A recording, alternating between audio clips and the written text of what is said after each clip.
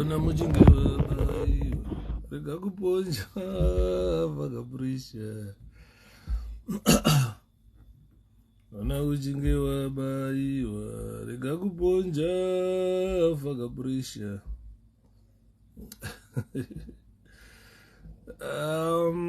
Anzi kaupenyu kanofamba ere tirira kaupenyu kacho kanofamba yaone kaupenyu kacho kanofamba tirira kaupenyu kanofamba yaone kaupenyu kacho kanofamba manera kanaka asi kaupenyu kacho kanofamba ere tirira kaupenyu kacho kanofamba ere. Chuto chakanaka, chimilitary chakanaka, unodzidza zvakawanda unonakirwa. Kandiri kuimba kakaipa kaiti kana wafamba wamborova ndima wasvika ziya rachururuka, ziya rinoerera kubva apa unosvika kwakaperera hembe kunotanga kupinda mburugwa kusvika kumakumbo unonzwa kuti panapa ndiri kudikitira pana. Kana wodikitira unobva watanga kaupenyu kanofamba katerera kaupenyu kacho kanofamba yaone kaupenyu kacho kanofamba here. Asi kaupenyu kacho kanofamba here. Kana waona waneta manje ubva waona kuti panapa taneta guys. Toita sei ubva wanzwa toda kuenergize pano. Vamwe vanoenergize nembanje. Ubva waimba zvinotoda takadhakwa hembe rina zvibo zvibo hembe rina zvibo zvembanje. Kana usingabheme mbanje unobva watanga manje diriwo rairo vanogara mudiriwo diriwo rarembanje vanogara mudiriwo diriwo rairo gara mudiriwo diriwo rarembanje vanogara mudiriwo vakomana vanogara mudiriwo diriwo rarembanje nogara mudiriwo usatambe navo vanogara mudiriwo diriwo rarembanje vanogara mudiriwo diriwo ravakomana diriwo rarembanje vanogara mudiriwo vakomana vanogara mudiriwo diriwo rarembanje vanogara mudiriwo usatambe navo vanogara mudiriwo diriwo rarembanje vanogara mudiriwo diriwo ravakomana. Ikako unobvonzwa tapinda manje pandima, tauda kufamba pandima. Saka ndati manhero akanaka vana veZimbabwe uyai tandare mutandare neni Shepherd Yuda. Tine nyaya yanetsa kuZimbabwe hanzi double candidates. Nezuro ndakadiscuss a lot about fraud that happened today. Maona even affidavits being deposed by CCC candidates who were forced to withdraw their candidature. Unjani yapila tatatai zviri kufamba pride chama mwana wamai mukoma richi makuvaza welcome dara ndara wangu watching you from Ukraine hangu pakaipa mwana wamai enjoy the bombs are falling matanks ari kumhanya muUkraine futi dziri kurira vanhu vakutora matekava macounter offensive whatever all sorts of warfare strategies are in use in Ukraine. It's not a very good scenario where you see people die in a war. Unoziva vanhu vasina kumboenda kuhondo, people who have never been pa war front. I've seen a lot of Zanu PF people who call themselves heavyweights. Ask them, did they ever been on the war front? Never, even a day. When someone in the war veteran, so we ask you, you're a member of the war veteran, where did you operate? How did you participate in the struggle? Most of one yes, my war vet, yet not the same. They've never been per front. Office. A good example is Opam Chinguri, your Minister of Defense. She has never been per front. I don't see you footy. You know what I say. Hangangari maofisi vachikudzana kudzika nemapepa nemaofisi vachikudzana kudzika madhara achikwira ndege vana mutsvangwa vachikwira ndege vachienda they are used kukwira ndege. This is why you see vana mutsvangwa today vanotaura kuti vhotera Zanu kuti varamba vachikwira ndege and saka mucharamba muchavhotera vachikwira ndege vo ndo zvavakajaira vaingokwira ndege even during the war. havana kufrandi kwavakaenda kwokuti munhu anokutaura ndakanorwa hondo pakati paipa takaita confrontation nemabhunu tikarovana indikazotiza ndakadai. Bring them here, we ask them exactly where they operated, kupi papi musi wamakamborovanawo nemabhunu kutora pfutu kakurovana nemabhunu so kuti nhasi tarwa hondo nhasi ndepapi. At least vakamboenda vakanokanda tumagrenade tumabhomba vakaita mahit and run ichigorira warfare cheche vakatombozviita at least vari nani. But maiti kana mazviita manje makuterwa nehelicopter muchiterwa neground force nedog section baba waitonyatsoona kuti masamba asiyana panapa. Takaona zvituna zvakawanda zvemagorira zvichiuyiwa nazvo zvipuwa sadza nemagandanga nema-Rhodesian franda idyayo zvichirohwa takazviona zvese izvozvo. Saka tinenge tichibvunza vacho vanongozviita ma-war veterans vazhinji vacho kuti don't threaten people because hondo chaichaiyo most of them they don't know it. They've never been pafront. Mana mbuya nanasekuru vaitenga vari kumaruzevha ndo vakatotambura nehondo, ndo vaitonzwa dzichirira, umwe achitakuriswa makasha enyere vachiyambuswa marwizi, vamwe vachipfurwa vachifa, vazhinji vakapera kufa vasina vanambotrenwa, vachitakuriswa makasha enyere vachitaswa chii vachiiswa mabhesi vachiiswa mabhesi. Musi unoatakwa bhesi ndo vanofa vashoma vanhu vaifa vazviti magorira. Saka tisanyaudzwa nevanhu vezanu ni ndirimo vheti uya pano tikuvheti. Vetting yakamboitwa iya yakazombostopwa ka. Vanhu vatoona kuti pana vanhu vari kuzotaura fiction, hapana ari kuzotaura issue yevetting kana ari kuzotaura kuti ndakarwa hondo. Because the first thing munhu akauya achiti veteran akaenda kuhondo, first thing chaunomubvunza iwe mubvunze, where were you trained? Right. Paitrenwa kwakatrenwa kwacho instructor wako ainzani? Wabva patraining you were deployed kupi? Unozwa munhu aenda kadeploy kuGaza kuMozambique. Mozambique wakusina hondo yedu yaiyo muZimbabwe. Mozambique yanga iri safe base, ndo yainzi RV inonzi Rendo Zhoz. Yekuti kana zvashata munotiza munosangana samwe muyambuka muenda kuMozambique, vakuvara orapo vachiendeswa kuzvipatara and so forth. Because hawaikwanisa kuti wakuvara muhondo muZimbabwe muRhodesia woendeswa kuchipatara cheRhodesia. Zvasingaitike izvozvo. Vaikwanisa kutakurika vaitakurika vachinoyambukwa navo vachienda kunana Mozambique vachitorwa nedzimotokari vachimhanyiswa kuzvipatara. Saka you find kuti pane vamwe vanhu vasina kutomboenda kuhondo. Takatozonzwana chinotimba kuti they are not war veterans soon.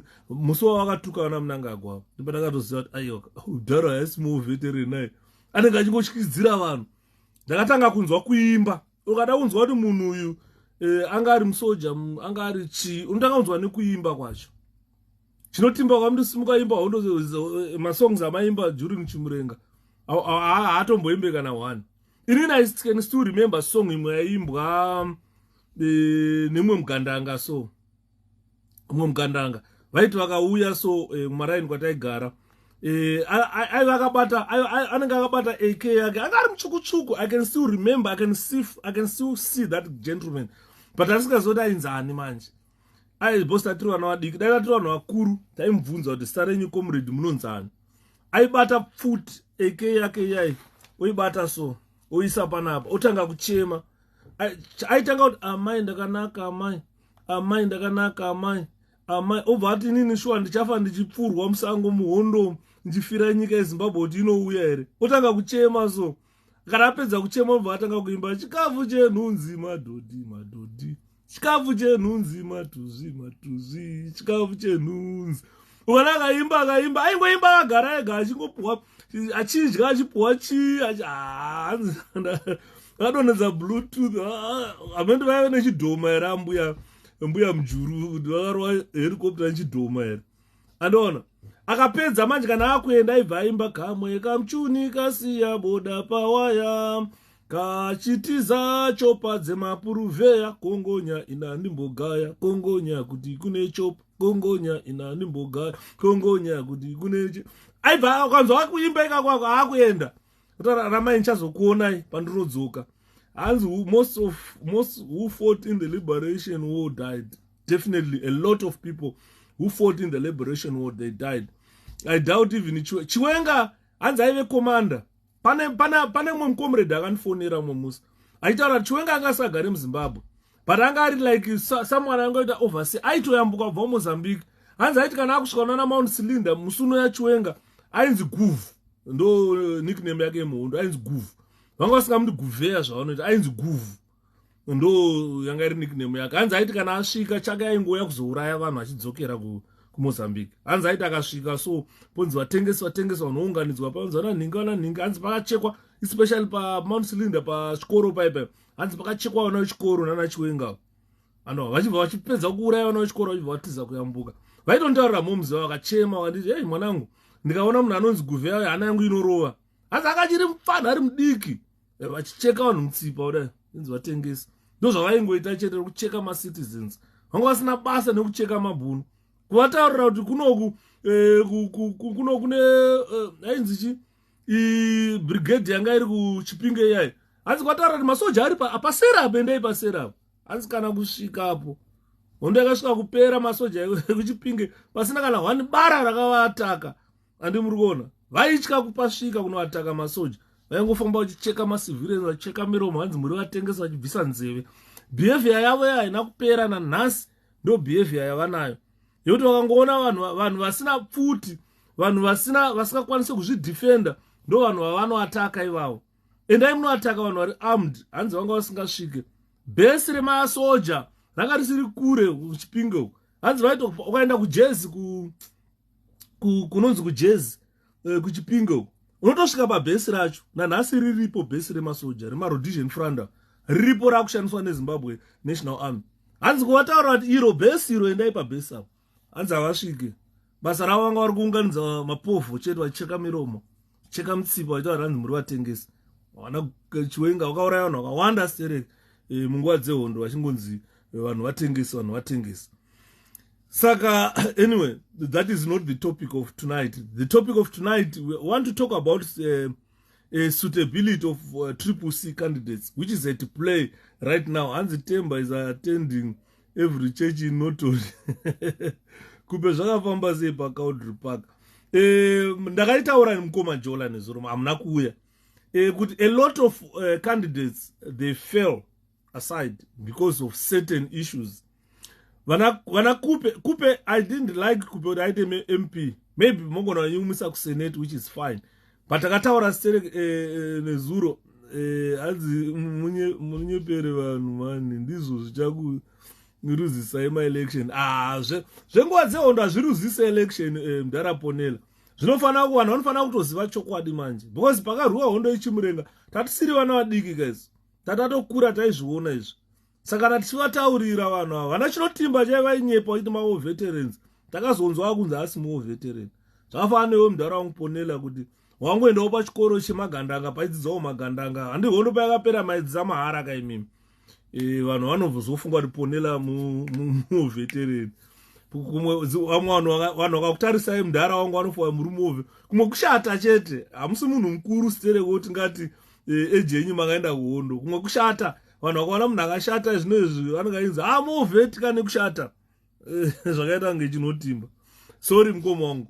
Saka you find kuti nezuro takataura a lot about some candidates vakatadza kuqualify as members of parliament, as councilors and a lot.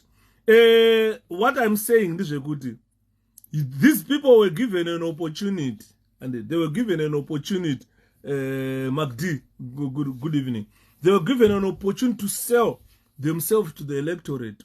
Unofanira kuenda kuvanhu vachakuvhotera wosvika wotanga kukambena uchizvitengesa ikoko. Remember last year I can vividly recall President Nelson Chamisa telling aspiring candidates that look guys, what you need right now is you to work with the electorate. Go to the people, work with them. By the time you get to a point where you want to be elected, vana vatambure kuziva kuti ndiwani. Saka vamwe vanhu vakabva vanorara nezamu mukanwa. Havana kuenda kuvanhu. Because remember zvaitaurwa pane kasonga kakanoimbwa kachinzi hanzi kune nzira dzemasoja dzekuzvibata nadzo terera rerai mutemo yese. Kakataura kumberi kwacho hanzi vaidzidziswa nana 𝗵𝗲𝗶𝗶𝗁, but hazviroti 𝗵𝗲𝗶𝗶𝗁 ndiye akavadzisa, but those were doctrines. which they were indoctrinated to. They were told that for you to live as a fighter, as a soldier in this struggle, you need water. You are fish. You can't survive outside water. This is very true. Ukabata brim ukarikanda panzerofa. Asi ukaribata ukarikanda mvura rinorarama. Ukabata ponela ukamkanda mvura anofa. Asi ukamburisa mvura ukamisa palenda anorarama. Right.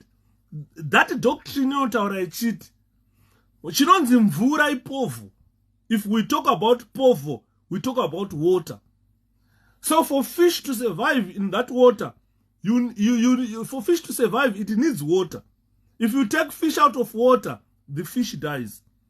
So every member of parliament is a fish. Every member of any aspiring councillor, you are fish. Any aspiring president, you are fish. What you need is water. Water is the electorate, the population, the people of Zimbabwe. This is water. So for you to survive, you need to go to the water. You need to live in water. Vachamisa used the same doctrine that was used during the war by the communists when they were fighting the people they used to call imperialists. They told people that, look, you must live in water. So water were villagers. Water were the people of Zimbabwe. Could ujge, you eat in water. Could ufambe, you perambulate in water. You understand? So they were told, na President Nelson Chamisa would write, very, very soon we will start to be selecting candidates who are suitable to be representatives of the people in certain constituents or in every constituency. So they were told, every aspiring candidate was told, go and work with the people. This is where your suitability is assessed. Don't come to the leadership and say, because inini ndonzi shepherd Yuda, ndozikanwa sterek nevanu, ndaive organizing secretary Harare East, saka ndauya kwamuri inini President Chamisa, kuti inini ndite member of parliament for Urungwe Central. That does not work. Because people who Urungwe Central, they know President Chamisa. They don't know Shepherd Yuda. So President Chamisa has got no powers to go to Urungwe Central and say, please vote for Shepherd Yuda. Ndiye watrukuda Isuse's leadership. President Chamisa said no to that type of candidate selection. He said people must work with the people. Fish must work in water and then live in water. Don't come out of water. Because once you come out of water, you die. Saka kune vamwe vakashandisa complacence kuti nozikanwa sterek. They didn't go into water. They tried to perambulate outside water, very fishy. And the rest, most of them, they did not make it to the final selection panel. And it won. Saka, chaitaura na President Nelson Chamisa manje pepe. Vaitaura kuti, when you are given an opportunity to go and work with the people, don't go to the people and show them a questionable behavior. Avoid questionable behavior. Look at your suitability. And iwewe pachezvako, assess your suitability. Am I a suitable candidate to become a member of parliament? Am I a suitable candidate to become a councillor? Do self-assessment. Be critical on yourself. Look at your behavior.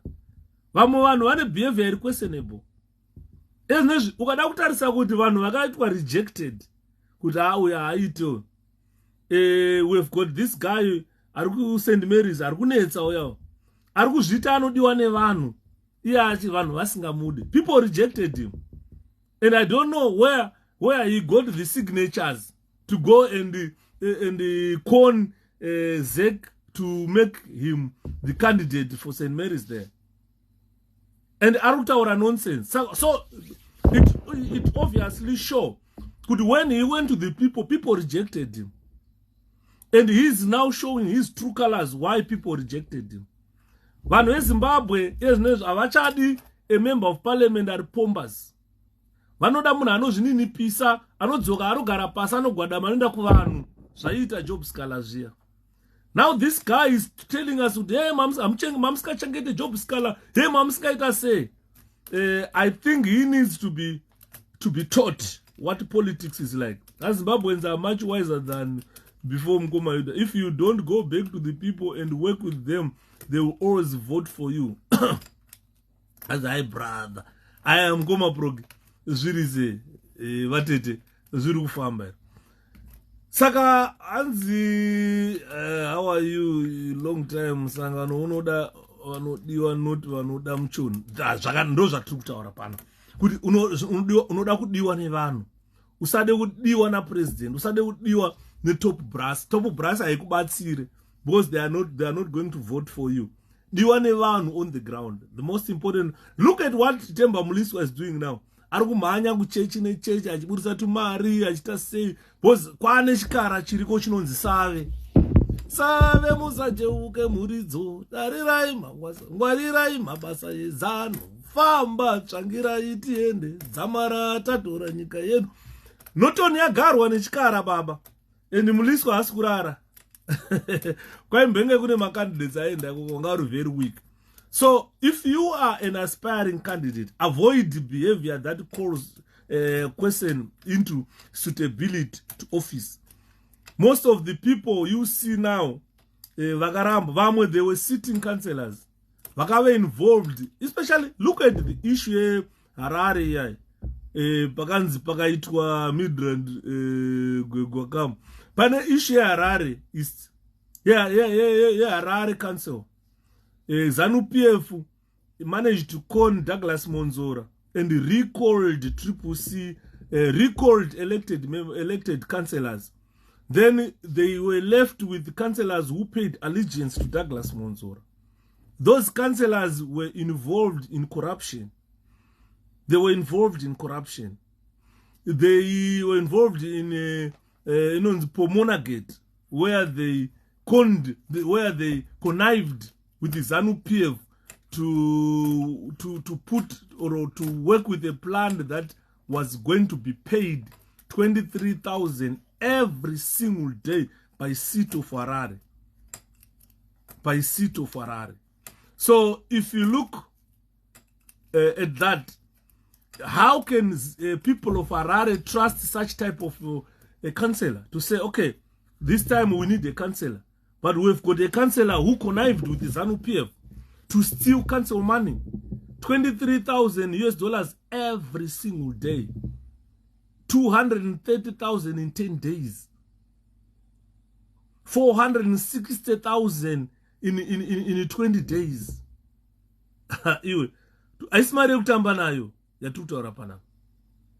About $600,000 to $700,000 every month. Yemarara and the recycling. That doesn't work like that. And you want to come back and be a councillor again, whilst you connive to steal from your people. Because if you are a councillor, you represent your ward. If you go to the council, go and talk about your ward. Kana marara singatakurwe ward kwako, negotiator ne council, moita come up with a plan kuti marara atakurwe ward kwako. Kwete kuno negotiator nembavha kuuya kuward kuzotorera vanhu mari, vanhu vari kutambura. Then today you want to be a councillor again. This is why I am saying avoid the behavior that calls question into suitability to office. This is why you see most sitting councillors did not make it. Did not make it. Because a lot of citizens are angry. The good part is people are not angry about the part. They are angry about individuals in the part who bring the part in disrepute. Already, you can tell the intention of those people. By now, some of them, they went to register as 𝗶𝗶𝗶 double candidates when people rejected them. There is a clear list of candidates which were selected by the people and forwarded to the party.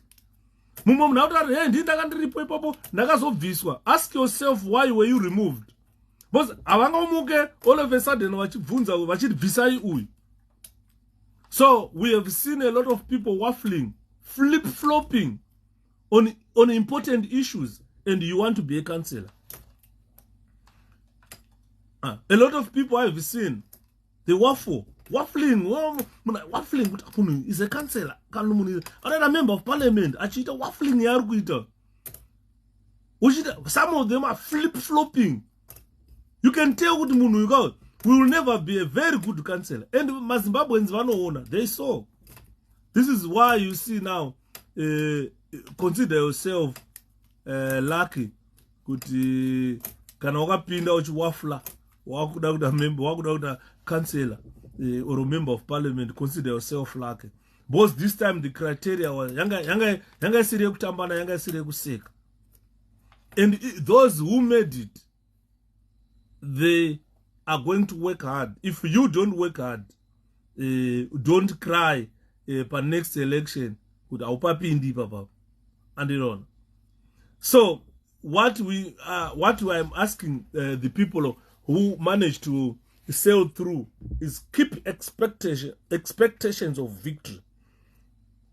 Because karapawanga uri candidate paya wa uchida kupinda udu represent vanhu.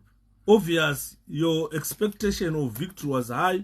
You were telling people what you are going to provide them, and you rode on the wave of change. There is a wave of change in Zimbabwe, which is there today. Because this is a wave of change. So if you ride on the wave of change and stop waffling and stop being a flip-flopper and question yourself of suitability, remember, from there you can tell why people chose you. You can tell why people did not choose certain individuals. It's not a crime that you were not chosen. Because we are about 15 million, we all want to be members of parliament. I want to be a member of parliament. You want to be a member of parliament. But there is only one place for probably 30,000-40,000 registered voters in that constituency. So for you to come and say you want to be a member of parliament and people choose you, you must be someone of high caliber from your behavior, your qualifications, and your interaction with the people. And more. So for you to be a leader, there are certain leadership qualities that people in a constituency expect. Go local. Talk to the people. Let them assess you. If they like you, then they will choose you. But you want to force yourself onto people. It's not gonna work like that, ladies and gentlemen. One newspaper, feed your press. Talk to them. Be critical on information on things that make vanhu muzimbabwe vari kuda chiva rida mabasa, vanhu muzimbabwe voda mvura yakachena, vanhu muzimbabwe voda nzira dzakanaka dzekufamba zvakatadza kuprovhaidwa neZanu PF. My previous councils, they failed to address those issues, not because kuti triple C kana MDC yaifela ayo Mnangagwa was sabotaging them. There are videos on internet Mnangagwa telling people kuti akuda kunena zvichemo zvema councils. Nosa ari kunataka kurwisa manje kuti wane an executive mayor. We are fighting to have an executive mayor. If we have got an executive mayor, that means anenge akwanisa kuzvibudgetera zvinhu zvake, akwanisa kukolekta mari dzichienda kuno. Ezvo zvimari dzeroad dzinoenda kuzinara, mari dzemvura dzinoenda kuzinwa. Kana vakushaya mvura vanodzoka kucouncil, they want to blame the mayor. Kana takushaya nzira dzekufamba dzakanaka dzine matara, they come back to the council, they want to blame mayor. Mayor akavabvunza kuti hatina mari yatiri kupuwa nezinara, hatina mari kugadzira road, because mari yeroad iri kuenda kuzinara. Mari yemvura yekunwa yakachena iri kuenda kuzinwa. You understand? This time we want to vibe. Yes, we want a very competent parliament. Unfortunately, democracy does not bring the best, because they're the best. And when you think you are the best, show us, tell us your experience. Tell us your qualifications, your experience, wherever you work, where you worked before, and how did you perform there. No basa CV. Best isapa CV pako. Tell us in a short space of space. But why do you think you are the best candidate rather than Shepherd or Andidimona? Saka, sometimes panema strategies aunofana kushandisa for you to become a suitable candidate kana kuti munhu chai anenge achinzi uyu ndiye munhu anodiwa. What you need to do, you must reinforce yourself over persuasion. Mwe munhu ane good kuda kuda persuade the voters to say vote for me, but try to perform above persuasion. Show us, persuade, but have evidence. Vazhinji, they fail. They fail to qualify because vazhinji vacho vaifunga kuti inini, as there is a wave of change that is sweeping across the country. If I just ride the wave of change, ndinongovoterwa because there is the wave of change. Go to the people, talk about your talk positive about your achievements. Talk about your candidature. Why do you want to be a candidate to the people? And then avoid my negative emotions. Because what you are seeing now, those who failed, but who are forcing themselves into the system to say, Dr. Mira Triple C, iyo vanhu vakamuramba.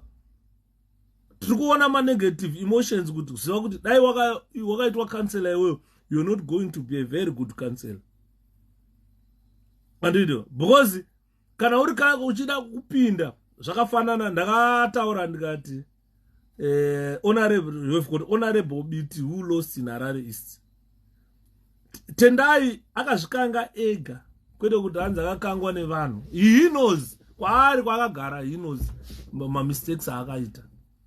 I'm not going to repeat them. I've said these mistakes time and again and more.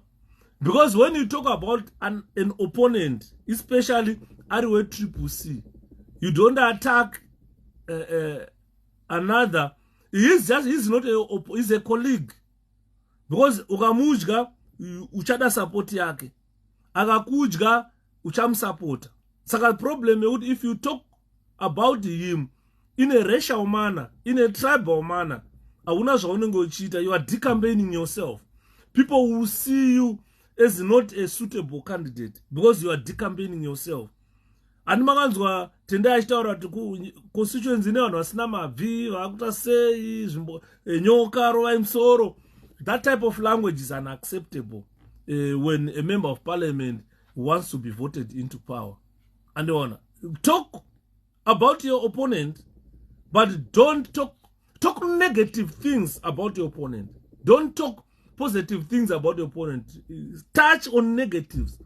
Why Makam cannot be a member of parliament for Harare East? Point at things that make people see clearly what Makam is like. Ukamuta asina mavisi ya racism. Tinoziva kuti Mose akasonge kuti vasina mabvi kakaimbwa nani? Kakaimbwa zvakatangwa naChaminuka kudhara stereki. Varungu vasati vatanga kupinda munyika yeZimbabwe. Chaminuka yave mhondoro yakataura ikati makore andaona ari kutera. Ndaona mune vasina mabvi vapinda munyika ino kuzotonga nyika ino.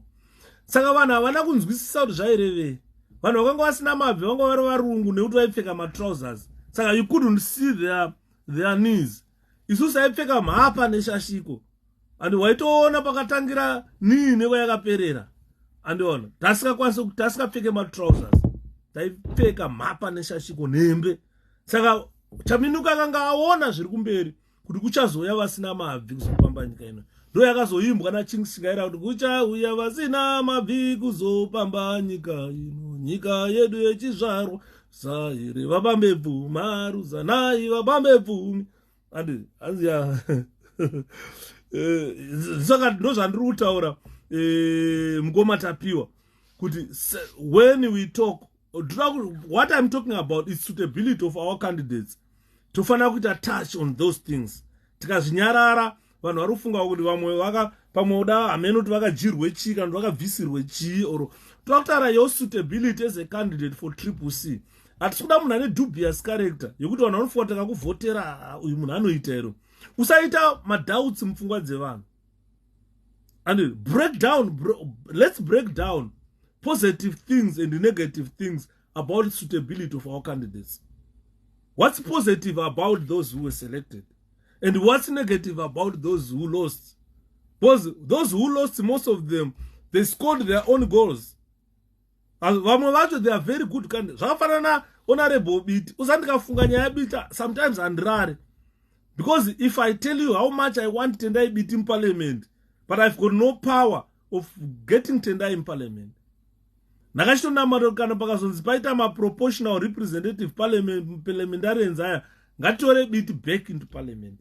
And I'm one of the people who is praying kuti dai Tendai bit awanirwa another way or weave back in parliament. Because I know how effective Tendai bit is when it comes to debating in parliament. So this is the positive side of Tendai. The negative side, it was about his behavior, how he campaigned, how he worked with the Harare East grassroots.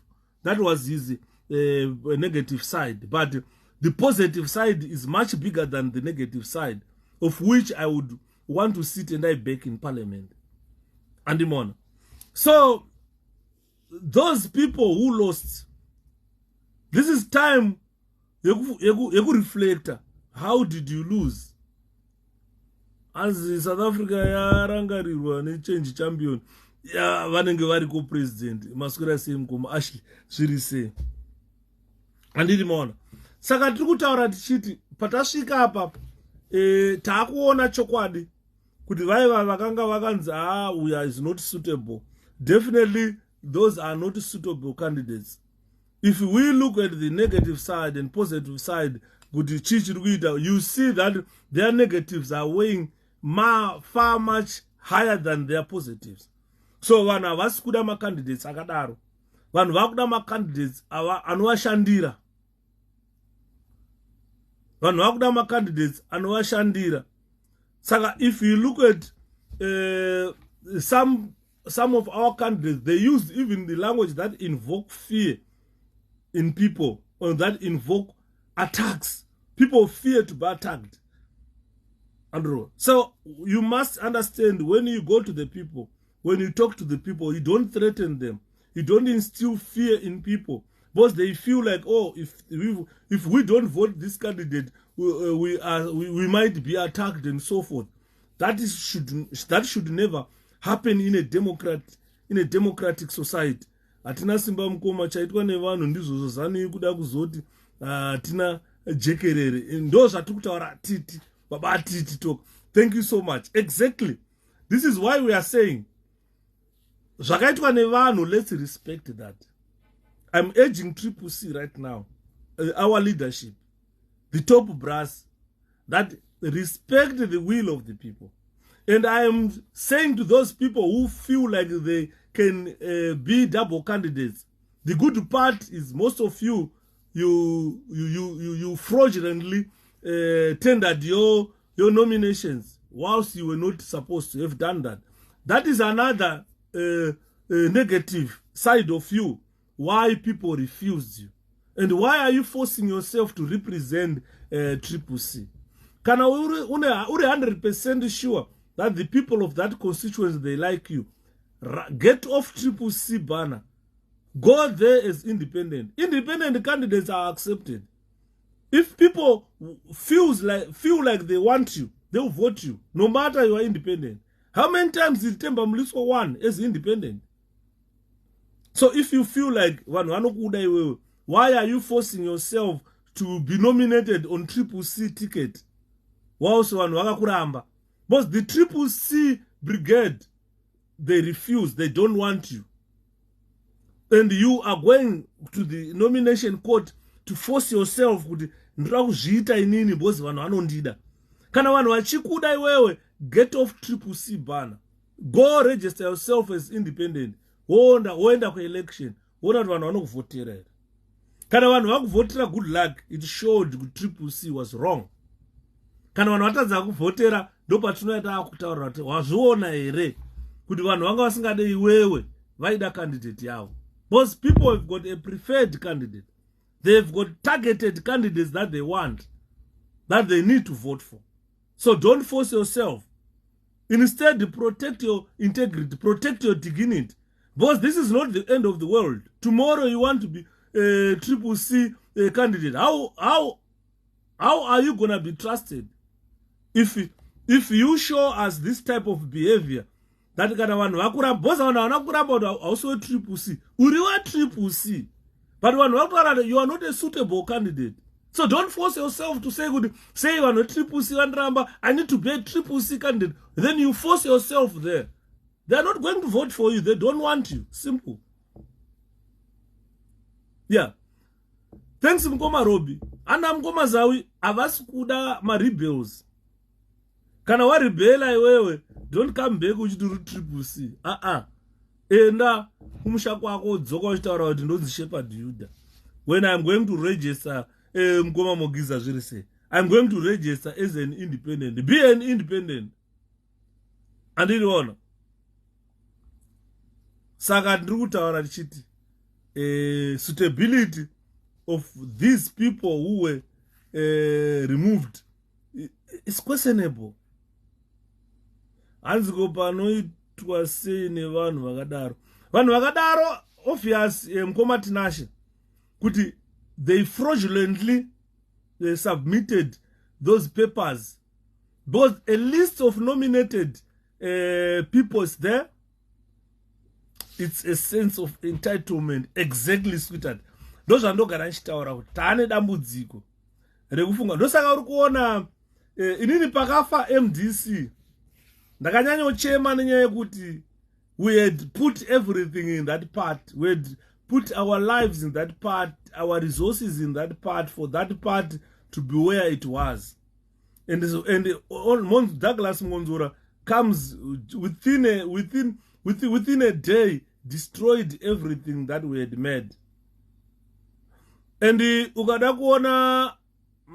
kuona kuti hanzi vanhu vakaita zvemadouble candidate avasungwe here kana nyaya dzacho dzafambirwa. Ndo vari kusungwa because what happened is original form, I spoke about it yesterday. The original nomination form ine ma security features, ine ma watermarks. But ivo vakaenda under my double candidates, they photocopied that letter and took it to ZEC. Saka photocopy aina watermark. So that is fraud. And they are bound to be arrested and sent to prison. Comrade Duda Madi chimbondikanda ipa live ndumbo kumoresai ma seconds. Problem here but live yedu ansuza kuti chichaitika ndichambobvunza vanhu veFacebook. Mkoma Mogiza kuti ndi add, let me try to add but volume inoenda. That's the mistake yatinoita. Volume inoita sei inoenda. Tikada kutrya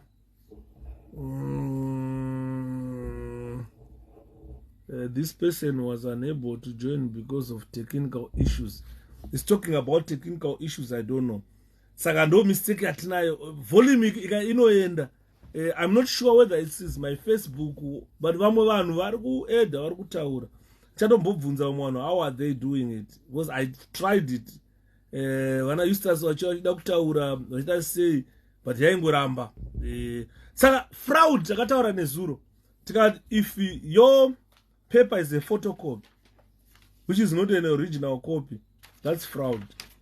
So you are supposed to be arrested, and people will be arrested and prosecuted. So people must see. When I'm talking to different people, or when I'm talking on the platform,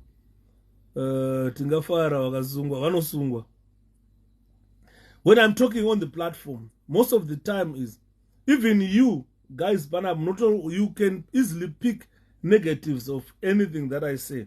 When I'm gonna Shepherd is biased, and my negative intonations. Shepherd ane zvinhu zvimwe zvaari good at. Zvakafanana necandidate. My candidates are given time to come and campaign, to talk to you before you decide which candidate to vote for. Kana wanga seated on the fence, you know. As we must try TikTok Mkoma wangu. I'm not sure how it works, but I'll try it. And so if you are a candidate, you need to come and provide people more information about you, your positives, so that if people see little negatives in you and they see major positives in you, people are going to vote you.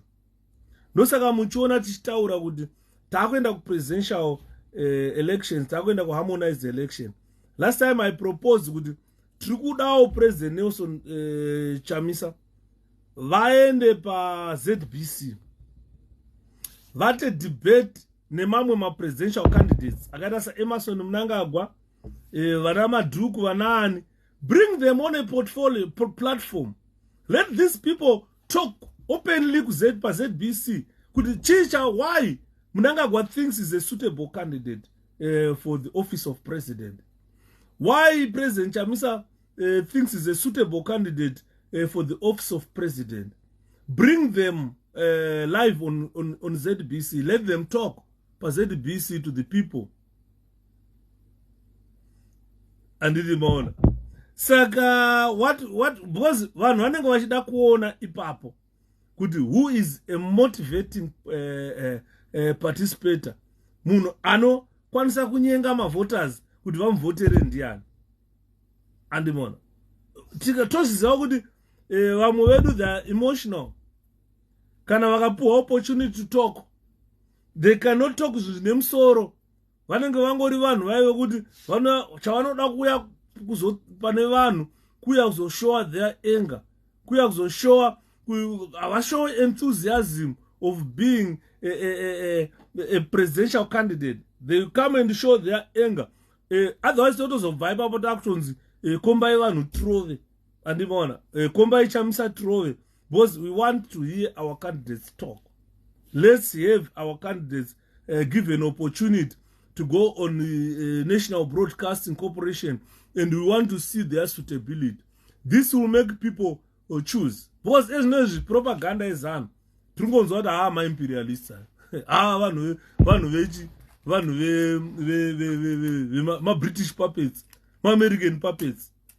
Please allow Chamisa time to go on ZBC or ZTV, and let your journalists come and ask him questions. Let the British come if you want and ask them questions, because vamwe vanhu vakatotsvangirai akatozofa, vanhu vakatozoziva kumaruzeva kuti tsvangirai munhu mutema, vatozoona atakurwa nehelicopter yeAir Force, kuti kana akanga ari muimperialist, ari munhu ari murungu, why is it akutakurwa nehelicopter yearmy? Ndopakazotanga kumuka vanhu vekumaruzeva kuti aiwa propaganda. Tsvangirai anga ari munhu mutema naye. Zvakafanana iye zvinezvi kuti kuna vamwe vanhu vasingatobvumirwe any information about Chamisa, because there is no coverage about Chamisa. Vanenge vachitofunga kuti Chamisa vakanzwa vachinzi muimperialist, vanenge vachitofunga kuti muBritish. So give him opportunity on ZBC and let him talk to the nation. Allow the people to make a choice. And did you hear my Muchangwa yesterday? They don't talk about anything, these people. Avasina chekutaura, ndangoinzwa handina kuinzwa nezuro kuti vakati chini. I think ndakasira kunorara. Andimruona. Saka Zanu PF, if you look at Zanu PF, problem yavanayo ndeyekuti they rely much on partisan media. And the partisan media yedu iri politically biased. When they get an opportunity like this, kutaurwa panapa zvakunzi mai Muchangwa vanga vari pamhepo, hanzi vakabhonyoka zvakaipa, nhanzi vanhu vachiseka nhasi zvikanzi havasisina anything to campaign about. They've got nothing to talk about. But if they go kana vachienda pa ZBC, which is politically biased, panenge pachitaurwa ma positives ekuti unobva wafunga kuti ya uyu ndiye member of parliament and on. Saka what we want is andimai Muchangwa vakaenda pane a balanced coverage. People vakazobuda kutaura kuzvatisina ma leaders na kuzano zvaisina chekutaura. Andimona asi kana vachibuda pa ZBC, vachienda pa Herald, panenge pane favorable coverage. They will be endorsed as best candidates. And the propaganda yacho ndeyechidovu, she was in South Africa and she saw it. Zanu is on a right corner na Tyson. Yes.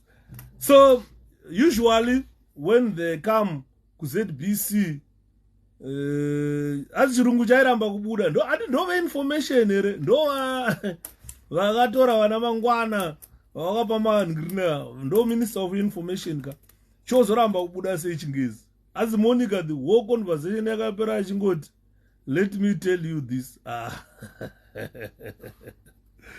yeah, she was exposed now. She was exposed, Monica. It's a shame that she was exposed because majority were watching her. Next time, avaende kuma coverage akadaro.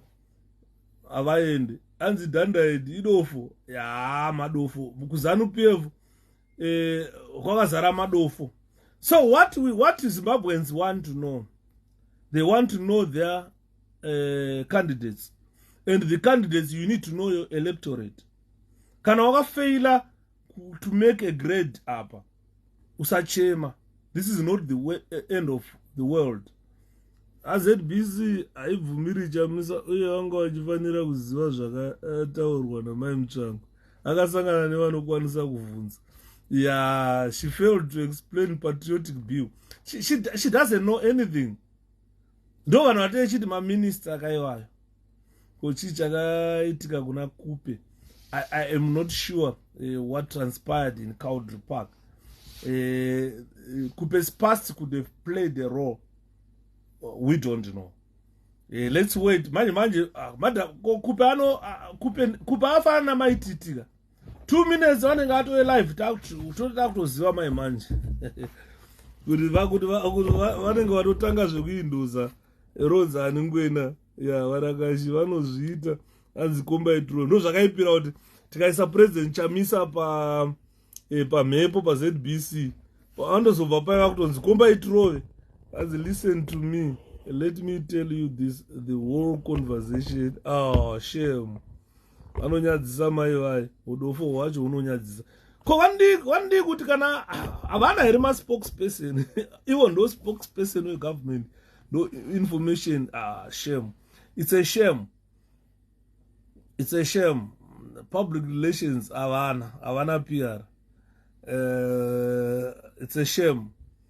Saka ameno kuti vanofana kuita sei hanzi kupezi on the women's quota.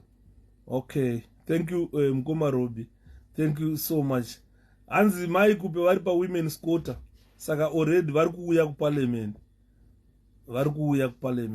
Learning vari kuuya ku parliament saka boss vanhu vazhinji vari kuda mai kupe.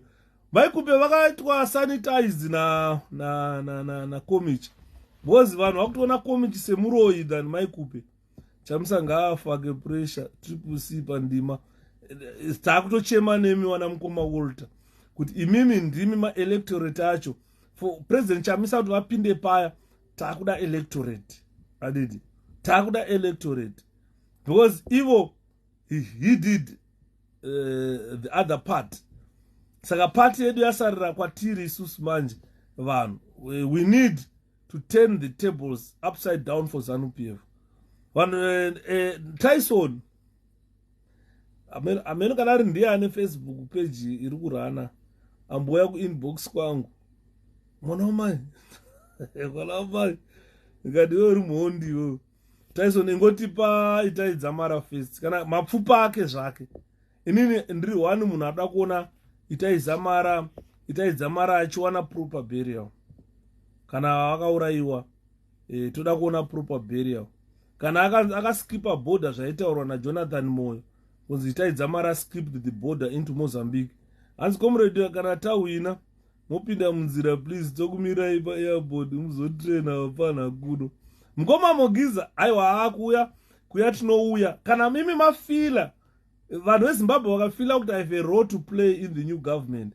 Yes, ndinouya. How far safety ya president Chamisa tomorrow please ngapinde tight security. I think vanhu vari kuSouth Africa they've arranged kune zvikara kuSouth Africa tine ma ex-serving members prison, police, air force, army vari South Africa, I don't think kuti vangaregerera President Chamisa vachipinda kana pakuvadzwa. I don't think so. Because murume uya anodiwa. The serving security forces, they love him, they like him. The retired, they love him, they like him. My deserters, isuzu, we love him, I like him. I didn't want. Because what we want to do, guys, Trukuda as true Ngoma Tyson is blood, and a blood drag one this Tyson. Zekuti he must never be allowed any power, but Van Zanu Tyson Muno is Zanu PF and Murgona. Remember when I came here to talk about Tyson, Van Wanoziwa politics de Zanu PF. He is the only Zanu PF presidential candidate with the capacity to cause upset. Mnangagwa haaswe Zanu. Look Mnangagwa is not Zanu PF. Look back before Mnangagwa was appointed or was imposed by the army. 9 provinces out of 10 provinces. Zimbabwe has got 10 provinces. 9 provinces endorsed the sacking of Mnangagwa. Only 1 province supported him. Right. Pasina 2 weeks, he was back in the country as the president of that country. Where are those 9 provinces that endorsed him? This is a clear indication that he is not a Zanu PF candidate. But Zanu PF, they sacked him. Within 3 weeks or so, he retained under the army ticket, under coup, and was imposed on Zanu PF. So, Zanu PF don't like him. Munhu wezano apa ndikasukuere. President wezanu PF apa ndikasukuere. We army kandu we mashefu eku army ndi Mnangagwa. Why mashefu eku army wachida Mnangagwa? Because vane opportunity to smuggle minerals. Vane opportunity yekuba. Because vanoziva ndisaka muisa uyu. Hapana waanosunga. Nosaka muri kuona corruption, anti-corruption unit yake yasvika paku exhausta budget. Vasina kana 1 munhu wavakasunga. Hakuna kana munhu akasungwa kana akatongwa akaenda kujeri. Akabatwa nezaka hakuna. Andoona. Because vanhu vari involved in stealing, in looting Zimbabwe. Ndo vanhu vacho vakameka sure kuti Mnangagwa aiswe papower. Adidimona. For Mnangagwa to be in power, the looters, the thieves, the gold mafia are the people responsible for Mnangagwa's installation. Saka mukona Zak is finding it difficult kuita basa rayo. They can't arrest anyone. Because vanhu vari involved, vanhu vari mugovernment, matop brass egu, ima security forces, ndo vanhu vakaisa Mnangagwa kuita president. But Zanu PF yakamudzinga. That's why akanzi naTyson caretaker president. Of course, he's a caretaker president. Because army yakamuisa vanhu vacho ndo vari involved in corruption. So no one can be arrested. Zak cannot arrest Chiwenga. But we know Chiwenga is at the center or at the core of corruption. No one can arrest Valerius one. Because he's at the core of corruption. No one can arrest Chiwovu. Not aripa core of corruption. Ukanzwa corruption yakaitwa ku prison newe unorowa neana. Andili maona. Saka nyaya yatachitaura pano manje inyaya suitability of our candidates. If you look at my candidates when they were campaigning, content yako as a candidate ndo iri very important. Content yako iwewe ikasiya munhu ari kukuteerera ane negative emotions against you, apasina kwaunoenda. Your content kana iri too negative, zvisiri zvikudiwa nevanhu, it will leave you with less support or no support at all. Saka candidate yako inenge yaparara. Ndo vafana vamuri kuona vazhinji vakanzi is not suitable. electorate yakavaramba because chakanakidza president chamisa vakati this time it's not up to down, no, it's down up strategy yekuti vanhu vari paground choose your candidate and climb high naye, come and tell us.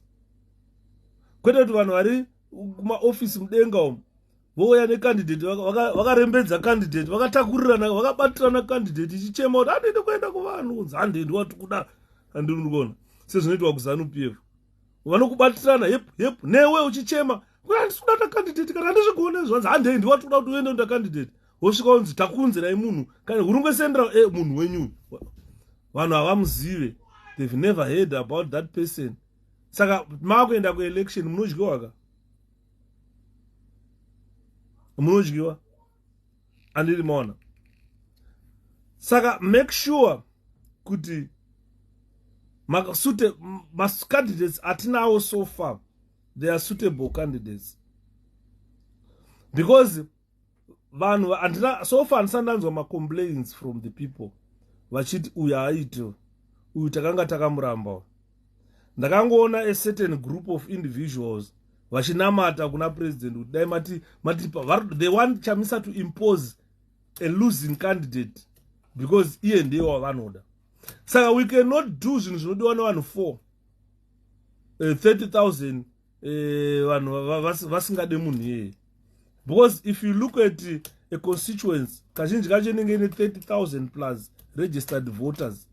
Those 30,000 vari kuda certain individual. Imimi muri 10 from the 30,000 you want a certain individual. Munoita kavidhio kenyu makaungana muchinamata kuti president kati tikuda ningi. Such complaints must never be entertained by the top brass because once they listen to 6 people and impose a candidate that 30,000 people don't like, people will never vote for you. We will lose.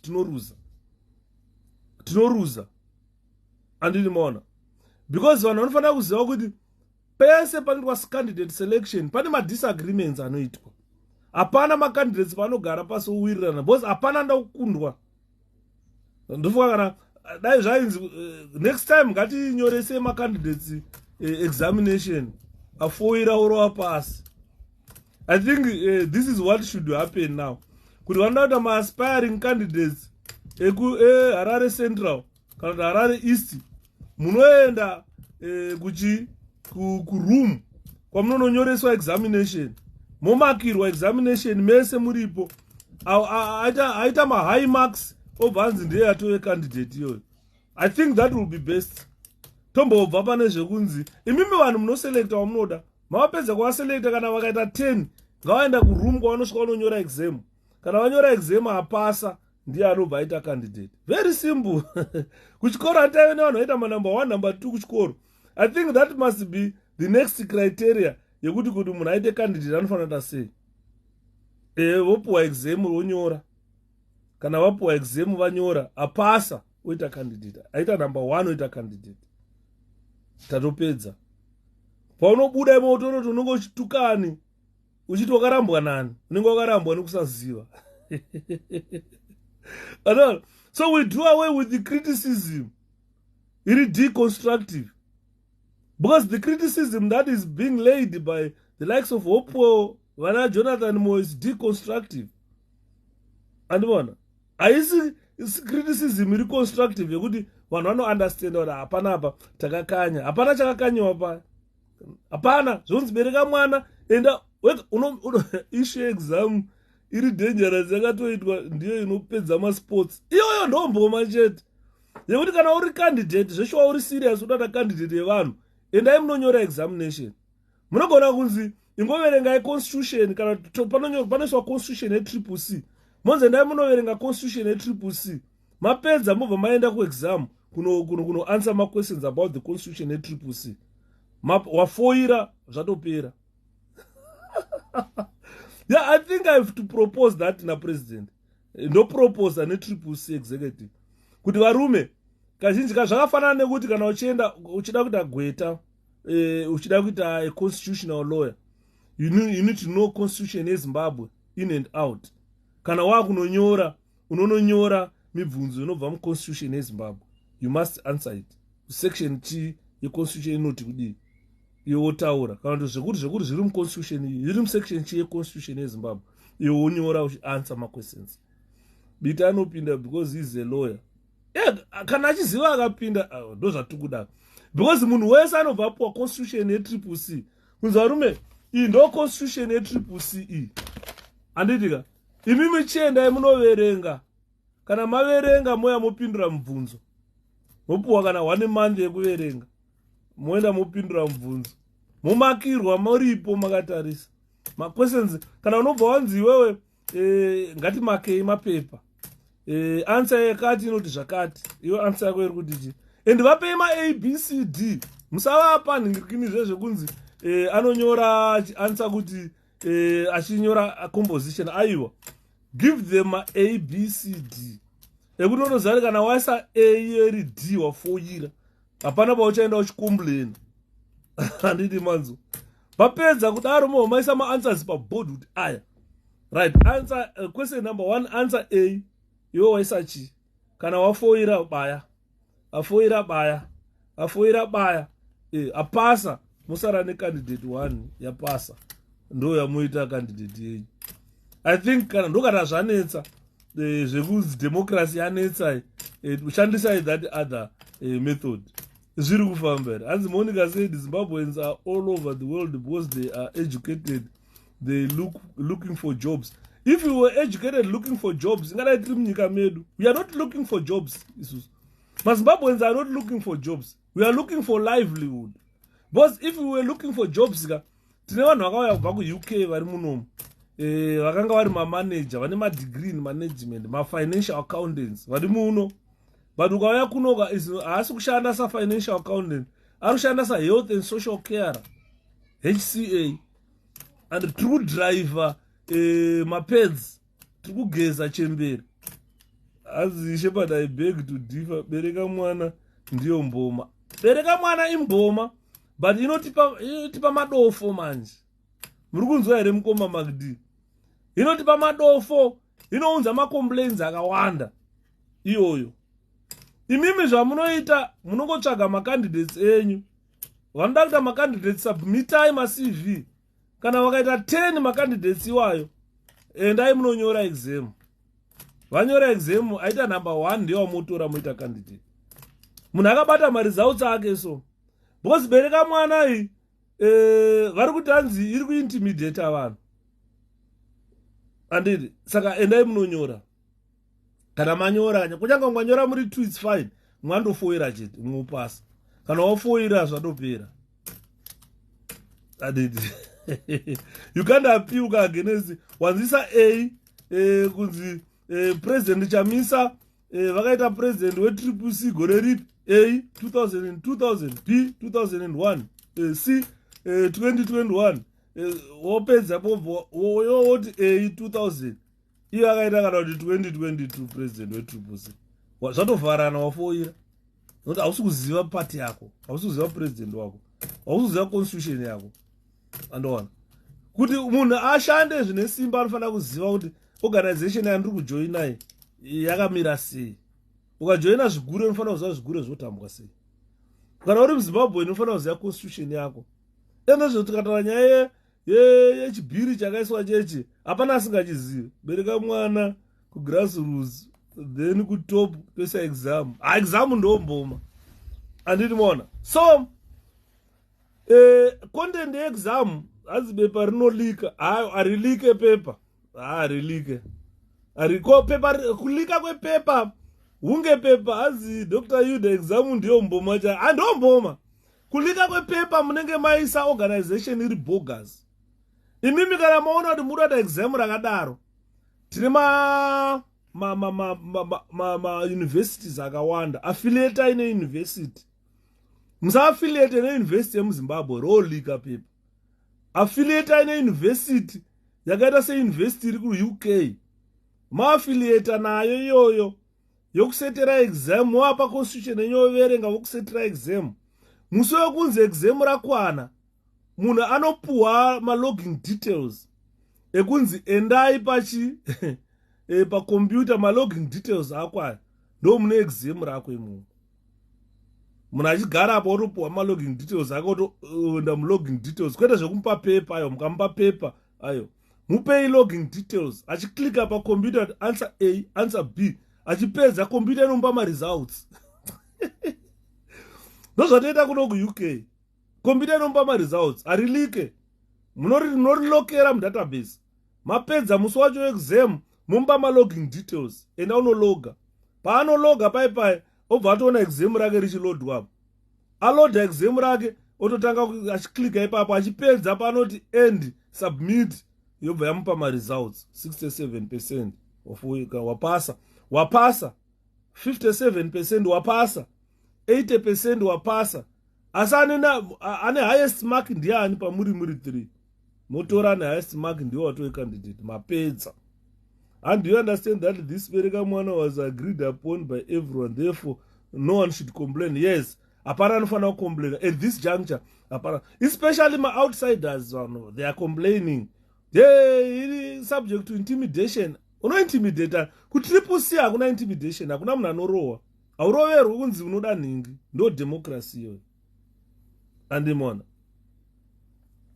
Saka, what is required for a candidate to be a suitable candidate? You must see that you are a candidate being supported by the majority. Kana uri candidate ukusupportwa nevanhu vashomanini, kana wanzi you are not suitable for that position iripo at the moment, there is no need yekuparasura yekuda kuita hanzi ndotoita double candidate zviri nantiruze constituency iyoyo because iwewe vanhu vakati havakudi.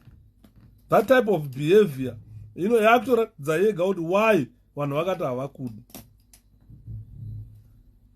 Zvinoratidza zvega kuti why vanhu vakati havakudi. Saka behavior yako inofanira kushowa certain things. What you are showing us panapa is a bad character. The people of that constituency, they refused you because of your character. Because this must be related to the attributes, morals, traits of you as a candidate. And we because you didn't qualify. Because people were looking at your eligibility. Are you qualified to be a candidate? Qualified to be a candidate, you must be of good character. So what you are looking at, those people vakarambwa nevanhu, and think that they can go and cause chaos by registering as a double candidate. People are looking at your character. People are looking at your qualification, your suitability to serve them. Because this is what people considered. Are you a suitable candidate to serve the people of that constituency? If it is a no, and the people refused you, you should not go and force yourself. Kana makandiramba ndikuya pa ballot paper pacho ndotouya baiginya wakuda kuuya baiginya. Consider the feelings of other people. Those people vakataura kuti havasi kukuda. And don't ever think if you become a double candidate or independent candidate, those people will vote for you. If you want to sit on avakudi, try it as independent. Get off triple C banner. And unozvimirira wega uri independent. Tono kuti haukohwe zero. And because my effects acho akakuita kuti zvakaita kuti urambwe initially ndozvichangoita kuti urambe uchirambwa nevanhu. And mazero unomarova. Hapana aimboziva kuti vana Douglas Monzora takavasira political party. Unoona sometimes nopano kuti God is in it. Hapana aimbofunga kuti President Nelson Chamisa will rise to this stardom. Vakamutorera party, vakamubvisa paupresident, vakamutorera head office, vakadzinga members of parliament, vavaiti vari allegiance to Chamisa. I want you to see something, ladies and gentlemen. I want you to see something here. The suitability of our CCC candidates. Let's start with the president. Anzo wakabuda mzizi unowana dagizera. Boy, long time. Ngoma titles, long time really. Maroa, munopota mshivuya pa ngrini pa mainunu zvirise. Saka murunzwa nyaya ndiri kutaura. If we are looking at the suitability of our candidates, kunyaya emergency mukumbonzwawo kuti yava papi. Iye aisati aitanga mukomatumirai. Bosi katanga kutaura nyaya yemacandidates izvozvizvi. Andi muri kuona kuti agents, a lot of our candidates kumaruzevo, they were being abducted by CIO, taken to ZEC, vachifoserwa kunzi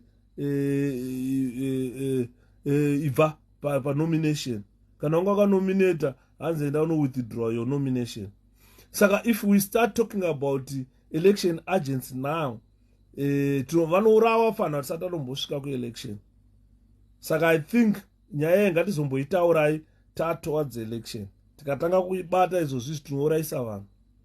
Because Zanu PF is the only political party in the world that does not want an election. Aidi. Akapuwa mari yedu, akaidya akagovana nakomichi. Komichi akatenga imba, akatenga mota. Daga akatenga benzi yainyepa nzi akapuwa ya. Hana kupuwa benzi nehurumende. Akatenga benzi nemari yedu.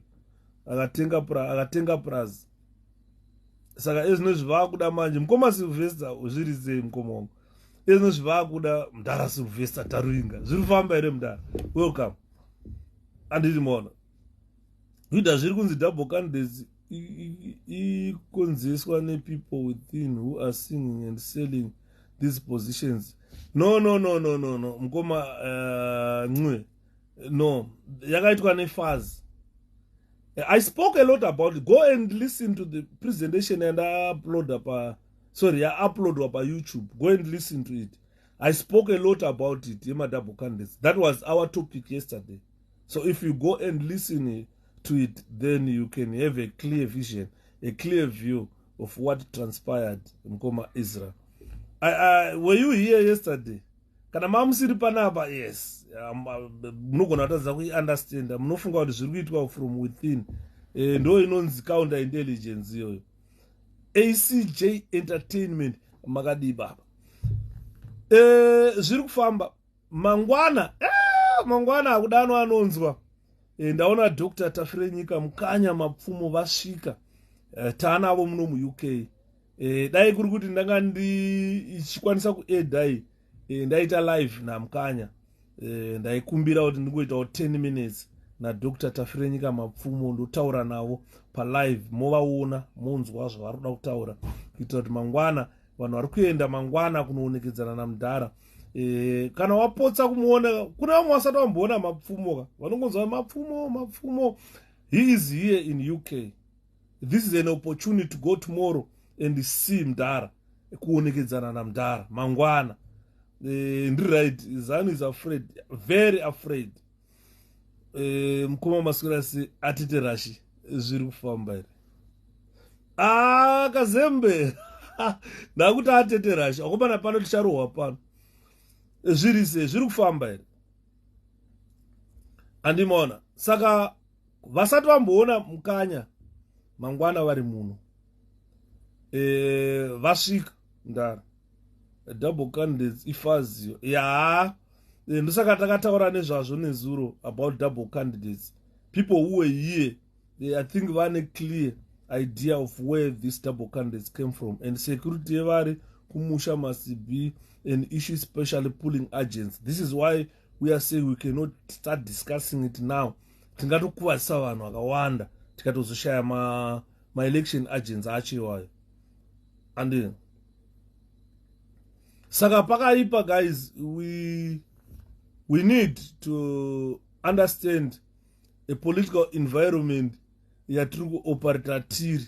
And Both the Electoral Commission, which do not care about politics, about Ansko Muri Mganas, I want some Ganas. It's just fatigue. Mzaman, I'm not a Ganas. It's just fatigue. Kuno kutunopfeka chero. Kana danda unoraura nenda kapfeka mapfekera nenda chinoraura. Zanu, they don't want the election. Election chai avoid. Saka, unfortunately, something that is provided in our constitution for us to call our country a democratic, or Zimbabwe being a democratic parliamentary republic, we need to go into election.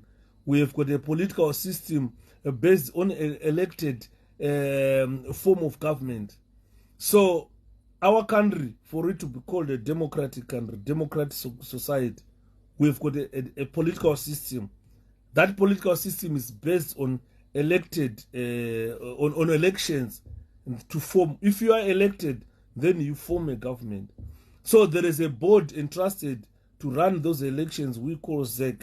It is a board which is supposed to be talking most of things that we talk here, educate people, which has got, the board has got complete responsibility, or it must be independent from the government. It must be a board on its own, waiting to serve the interests of the electorate, not the interests of politicians.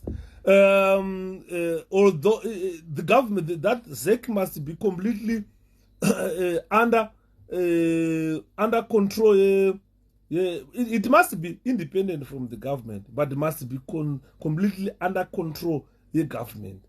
Because government is not a political party. Government comprises of people from different political parties. So we must have that electoral board to serve the interests of the nation.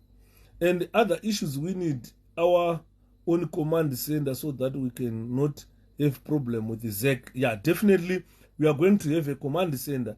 Why are they panicking? Zanu PF is panicking.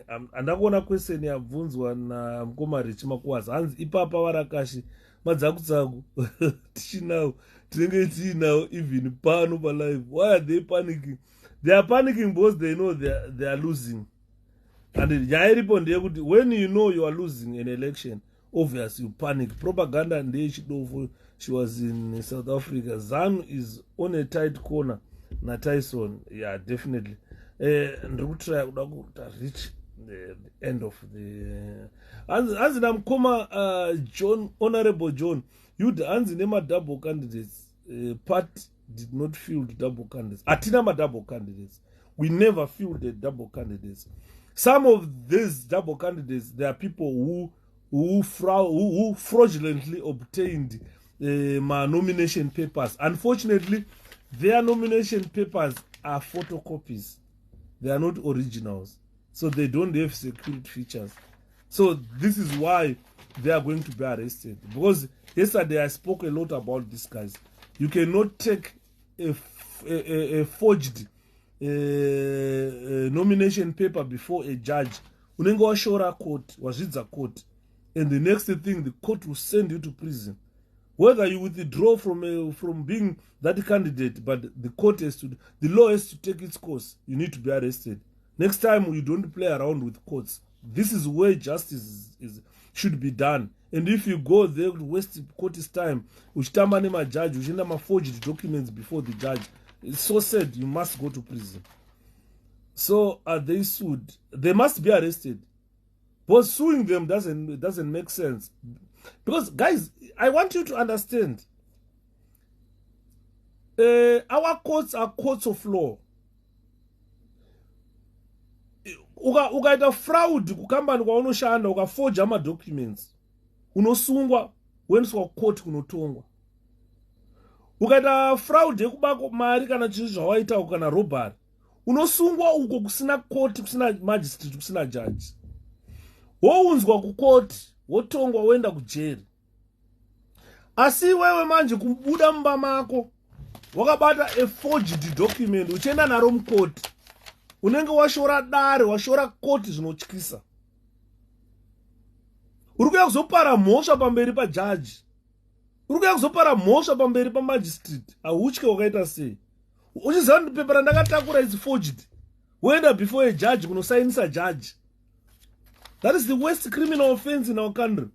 And dai majaji acho atorwa kana ma 10 years, 10 years in prison. Because haungadherere koti kudaro.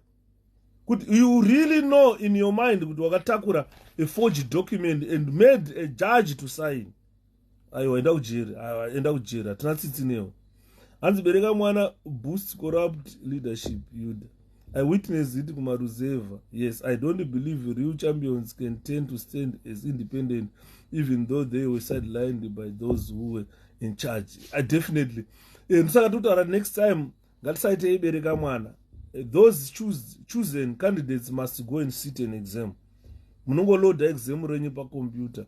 Musi wacho upo wama login details. Opinda onyora foira bye-bye. Anditi maona. Saka madouble candidates wakafoja vaiva, hey, you can't do that before a court. Before a judge, kana uchisivire nchakaipa. Our courts are now saving Zanu PF interest, so there is a selective application of law. Yeah, even though when they applied selectively, but if you took a forged document before a judge, that's a criminal offense. Kunyango kana iri court yeZanu PF, vandokugweja. Because judge would want to protect the dignity of the court. Apo unogwejwa apo. Unogwejwa. Because aungata forged document dai riri original but uchinyepa kuti ndiro 𝗵𝗶𝗶 kwete kutakura document root arina kana security feature chinenge chiri chipepa kutokundwa nerangu iri mutasa rangu iri rino ne security feature iri muri kuiona ere kandi security feature iyi security feature yangu ndikasa signature yangu apa ukatora ukaenda naro wakwara unokwara andimona.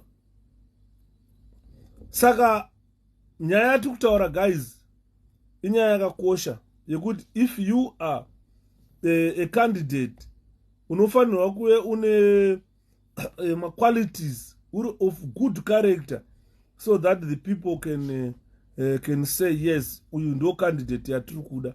Next time you don't bring forged papers, you don't force yourself kuda kuita candidate yevanhu vasingakude. Wesi still wakuraida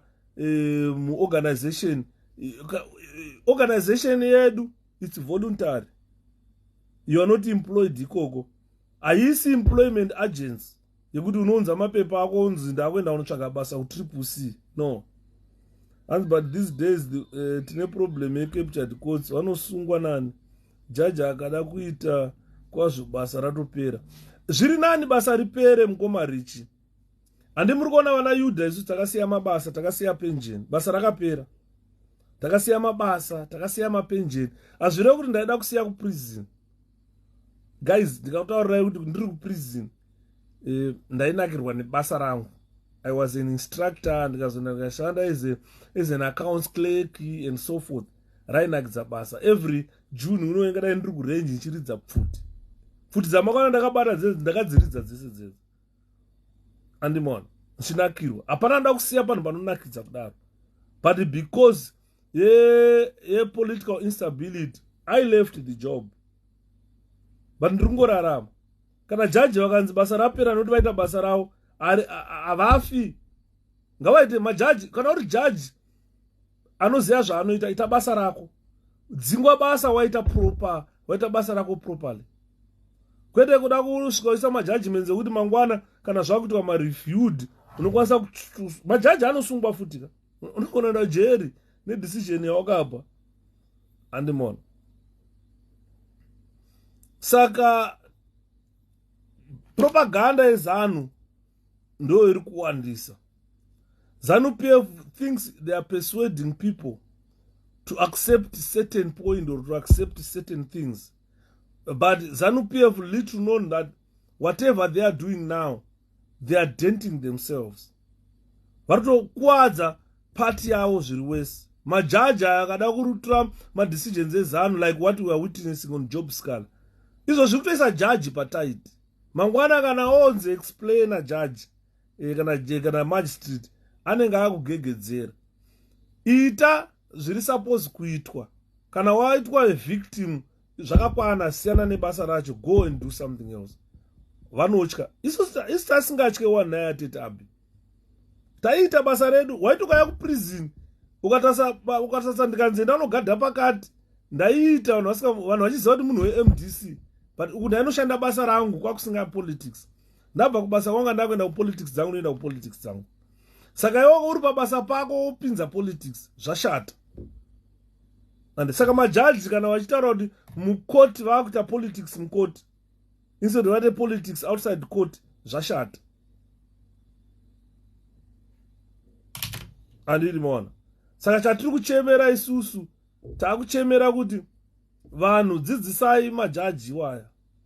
Live on Facebook ngatidzisei majaji va understand kuti iwo they are custodians of the constitution of Zimbabwe. They are not custodians of Zanu PF propaganda. Once you become custodian of Zanu PF propaganda, that means you have removed the impartial judgment within you. Auchakwanisi kupa ma judgments, wakutopa ma doubtful judgments. Ekuti vanhu vakutoona this is a captured court. Saka ngativadzidzisei awa kuti ma custodians of the law. They are custodians of the constitution of the country. If they fail to be custodians of that and they want to be custodian of propaganda, custodian of Zanu PF, instead of the court, instead of the law, then they are not suitable candidates. They are not suitable magistrates. They are not suitable judges for that position. Usaita position yekuti nyika ikachinja unodzingwa basa uchinzi iwewe a custodian of propaganda. You are not a custodian of law. You are not a custodian of the constitution of the country. Saka ngativadzidzisei. Let's talk about this a lot. Let's talk about this a lot. Because magistrate, what is attached on you is loyalty to the state. What is attached on a magistrate is custodian of the constitution, custodian of the law. If you veer off that road, obvious, if government changes, you don't need to be around. You need to resign or you need to be sent to prison. Because we presume that you defended the wrong, or you worked for the wrong, you were in the wrong job. You can't be a judge. Uri custodian, we propaganda izana. Uri pabasa risiriro. Be the public relations of Zanu PF. Go no pinda basa kujongwe house. Wait a judge kujongwe house. One day my judge kujongwe house. But kana wachida judge we court in Zimbabwe, we high court, we supreme court, we regional court, we magistrate court. Be the custodian of the constitution. Kana kwakune majudge vanga vasingazvizive izvozvo chitotanga inhasi. Because taiona ukaverenga magwaro anoverenga mabhuku. During Hitler's time, there were certain judges like that. Vakanga vari custodians of Hitler's propaganda. Do you know what happened to those judges? Pakanzi Hitler, Germany adona. Hitler is nowhere to be seen. Until now, Hitler anakuwanikwa. Mugabane lake rekuti akatowanikwa. Akatovigwa. Hitler anakuwanikwa Hitler. Nobody knows where Hitler is. Until now. And most of the judges vaiita basa na Hitler vari macustodian of Hitler's propaganda. Vamwe vacho they committed suicide. Havana kwakambozowanikwa vari. I can foresee this happening in our country. Kuti Mnangagwa will never be seen. And most judges doing the propaganda or being custodians of the propaganda is Zanu PF nana Mnangagwa. They will commit suicide. Msuno Mnangagwa adyiwa. Ndorari munyore pasi, believe me. Bozi vanenge vakutoziva kuti chabvondoka chatsva ichi. Monika Mutsvanga wanyeba kusvika pakushaya pekunyarira panewsroom. Ndachema zvangu. Ndoda kuzoiteerera handisandaiona. Andimona. Because if we see that Zanu PF propaganda is coordinated nema judges, is coordinated nema magistrate, and is released of a public opinion, then tomorrow zvinhu zviri public opinion or zviri public, you will see them tomorrow. Ukaverenga mabhuku zvakaitwa panguva yaHitler, manazis Nazi party yaita zvinoita Zanu PF. Hapana chiri kuitwa neZanu PF chisina kuitwa naHitler. Hapana.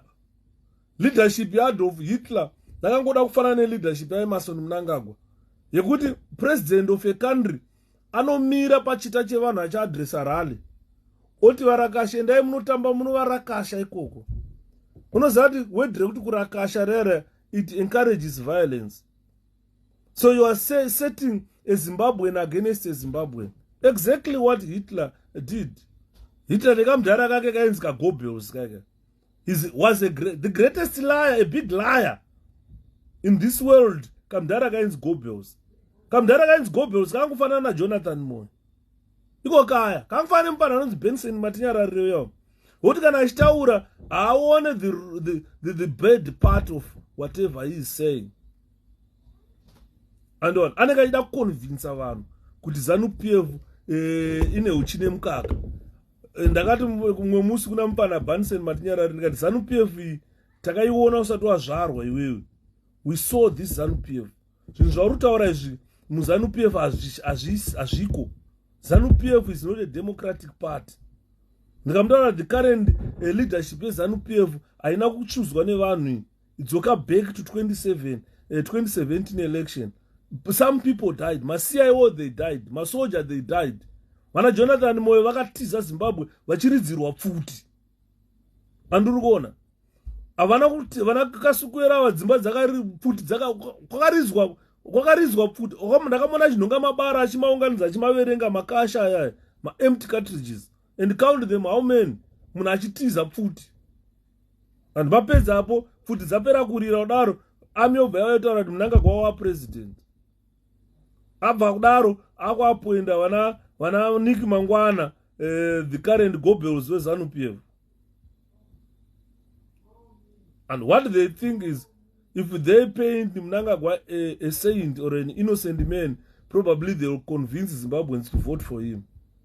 Kana mamune ma results are 2018 and them no ataris. Those results they speak a volume. And in more. Ndosaka muri kuona ndakataura ngadai ndandiri Mnangagwa, I was gonna humble myself. Dai ndandiri Chiwenga, I was gonna humble myself. Zvakaita Mugabe 2008 ataura ndakuenda guys tadyiwa. Mnangagwa akataura udyiwe mudhara, akatanga violence, akaponda vanhu, akauraya vanhu. All those are criminal offenses that are awaiting Mnangagwa kuti aende pamatrials. And on. So there is no amount of propaganda that Zanu PF can do. Zanu PF can save self-interest. Vachanisa propaganda, but it is not going to work. Already, if you look at what is happening now, Zanu PF has distorted all facts from the liberation struggle until now. Ukaterera nhoroondo ye-liberation struggle under Mugabe's government, ukaterera nhoroondo ye-liberation struggle during Robert Mugabe's government, you can tell that today there is distortion of facts. People are trying to falsify information, making themselves the Rambos. Although Mugabe to make the matters worse now, those people falsifying information, distorting effects, they are coming to you as candidates. They are sponsoring some CCC idiots as candidates. That has brought us a question of suitability, that those who are coming now as double candidates with the forged papers, were they suitable to be candidates in the first place? And on. In the first place, were they suitable to be candidates? So those type of individuals must never be allowed any near taste of power.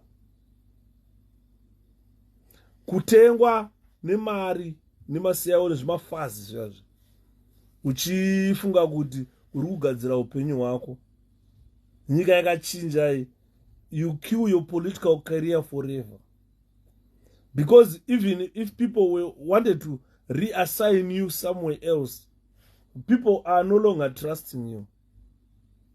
Kuti kana achikwanisa kutengwa uyu opuwa ka $10 obva wanzenda double candidate. How are you gonna trust this type of a person with an office?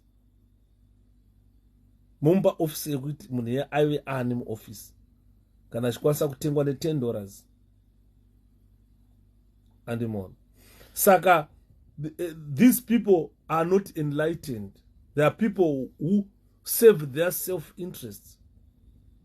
They don't know that they must safeguard their future, because their future is dictated with the character that they are showing today, whatever you are showing people today. So let's be composed. Kana wanga uri munhu akano register as a double candidate, it's very unfortunate kuti uzokwanisa kuwacha unhu hwako uzove acceptable in a democratic society. Zvinhu zvichanetsa. Andiri mona. Saka unenge watozvikanganisira your future. Your future in politics inenge yatofa. Ndozvatiri kutaura kuti vanhu vanofanirwa kuziva, guys. Vanhu ngatimukei. Usada kunakirwa nekudya kwanhasi. Andiri manzo. Usanakirwa nekudya kwani? Kudya kwanhasi. Kudya kwanhasi kunopera. Mangwana unoda kudya. Une vana iwewe. Usazvinyadzisa. Usafa wakazvinyadzisa, guys. Because once you stand as an independent candidate, that means you are trying to force yourself kuti vanhu vanondida. Unenge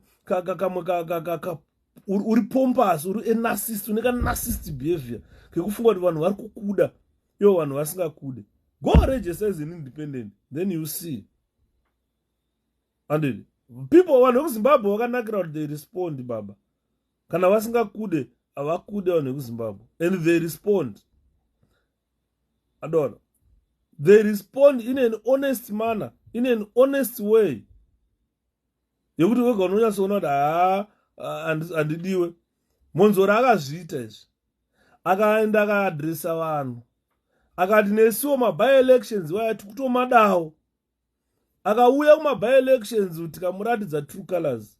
He got zeros. Takazonzwa akuenda akurambidza vanhu. Hey, maby-elections aya hatichapindi. Apa amboya achiti makati measure kuti. But I don't measure. As you are very busy, ndafunda. Thanks Ngomarish. Kudzidzisa tinodzidzisa chipo. Saka chitaura kuti vanhu vazhinji, especially ku YouTube kuya. Torai link mupe vanhu vakawanda vanoteerera mavideos andakaita. Mavideos, I'm consistent in whatever I say. Because chandoda inini vachamisa vakatadza. There is no point of me coming live on Facebook ndichivananzva kuti mudhara wangu chamisa zvakati aiwa era che. Ndosaka muchiona chamisa ari calculative in every move he does. Because akangoita offside ari patight mudhara uya. Because ane vanhu vakaita sana Yuda, we don't mince our words. We descend straight on him. But what I like is the man is calculative. Is calculating. Ndosaka uchiona kuti paipa Zanu painenge ichiti anotoita era chete vanomushaya. God is in it. Andowana Mwari. Makati measure kupi. Takamumeasure kumazero. Takaenda naye kumaby-elections akamakohwa mazero. Tikazonzwa kutaura kuvanhu kuti hakusina maby-election atichabvumirwa kupinda. Hakuna munhu achapinda by-election. Tatammeasure. Aditi tatammeasure. Problem yatanayo chete iproblem yeZEC. Kuti ZEC pairi suppose kuti we prepare and maintain a credible electoral role. ZEC haisi kuita basa rayo. And ZEC yakanzi imimi go and eliminate constituencies in a transparent manner. ZEC never did that. Prepare for a voters roll, a credible one. Zeki never did that. Vanhu vari kutobviswa pavoters roll. Unoshamisika kuti munhu ari muZimbabwe aregister to vote nhasi oregister mangwana ouya hamo muregister macho. Andiri kuona. Saka I'm encouraging my voters eZimbabwe. What I always do when I come live on Facebook is to try to get them informed. So what I want you guys, what I want from you, please let's participate. Because no one is coming to manage these elections for you. No one is coming to win this election for you. You are the Zimbabweans on the ground. You have chosen your candidates according to their suitability. These are your people you have chosen. So there is no point of not going to vote for a person you have chosen. And these people are core, or a cog in everything that you do. Elections are very important. Don't say, I don't want to participate in election. Participate in election. Because if you don't participate, politics will do you. And when you are done by politics, you know what I mean. You know what I mean. The good part is we have got an opposition political party which is inclusive. Kuzanu azvikwe zvauzviwane kuzanu. You will never see inclusiveness in Zanu PF. Never. It is a political party that was formed before we were born. We grew up seeing them doing business. We have never seen them being inclusive. And kana anga ari president weZanu ari Mugabe kubva 1980 vanofana kuramba ari iye kusvika afa. Hakuna mumwe munhu anoita president during his lifetime. Kana ari Mnangagwa hakuna mumwe achaita president during his lifetime. Saka we know what Zanu PF is. It's different from our opposition CCC. CCC vachamisa vakataura kana musingadi ndibvisei isai munhu wamunoda akutungamirire. Andoona. And he has accepted constructive criticism. Kusvika vana Jonathan Moyo vakuita abuse kuti vachamisa vanofarira zvakati vakutosvika pakuabuse mudhara uya manje akaramba abuse. Ndagara imtaura mudhara baya kabhatani kanonzi block yake. Kana munhu kublock vyo kusvika dzazoona sense kuti I'm entertaining gurwe. Adi muruona. Saka what we need, guys, and Shada, I don't want to waste your time now. It's about 11 o'clock. I've spoken a lot about suitability of our candidates. I've spoken a lot about suitability of those who did not make it to the selection panel. Yesterday, I dwelt much on why some people failed, why some people sailed through, and why some people think they are or overrate themselves to say, look, the people said they don't want me, but I want to be independent, or let me just cause chaos. Those who came later to register as independent, whilst people said they don't want them, they are just there to mean chaos. And these people were paid by the CIOs to go there, to go and register. Some of them were registered. Maridzeku register wakatopwa nema CIO. Andimona. Saka tiri kutaura tichiti relationship yevanhu vakadaro, who deliberately created chaos, who planned chaos. Because if we look at them, if the electorate say they don't want you, and you went on to register as a double candidate, you have deliberately caused chaos. You have planned that chaos. That means that chaos you planned it long time ago. Or else wakapuwa mari nema CIO ndobva wafaila saka wakutya manje kuti panapa ndichaurawa nemari dzevanhu dzandakadya. Ndichaudza ndini preferred candidate. Watonziwa kana waita candidate uzotitira zvakati. Anditi maona. Saka vanhu vakuramba manje. Plan yako yafaila. Anditi. That means kufaila kweplan yako tinenge tatoita foil performance yawaifanira kuya uchita against us, against the people. Because you are not going to work in the public interest. You're going to work on your sponsor's interest. Saka, we have foiled a plan you had and wakuda kuuya kuzozvifosera manje kuti ndiri mutriple C usiri mutriple C. It's very unfortunate that you found the organization very alert and you are not going to succeed. Whoever akakusenda kuti enda under double candidate, it's unfortunate you are not going to succeed. The organization is on its toes. It's on its toes. And we have got a mission to accomplish. We need that mission accomplished. And Saka, we don't mince our words. Kana mapurisa vakaramba kukusunga, we've got other means to deal with you. Simple. Simple. I don't encourage people to be violent. No, we don't need to be violent. Ndakazwa sula kuimba kuti kana munhu anetsa varume batai munhu andimona ukatarisa monzo rakabatwa ndokunonzi kubata munhu kwekuti kana candidate chayakaishaya. Saka kana wanetsa tinongokubata kana vote chaiwa 1 awiwani unomarova mazero. Ndangachitaurira kuna vanhu ndikati okay fine, in the event yekuti paitika chaos yakadaro, we go into an election, wawina, iwe wakaita double candidate, wawina, you are not going to be a candidate for a long time. You are not going to sit even in the council because the party can still recall you. Pane mboma ipapo guys, iyo imboma kuri wadhongi newaya kuti oraiti wakonzera confusion because kune vamwe vanhu vasiri kuziva kuti ngomadoni thanks, kune vanhu vasiri kuziva kuti candidate yatoda kuenda ndeipi. Vamwe vanhu vangomirira kuenda unoona candidate yakanzi triple C chete.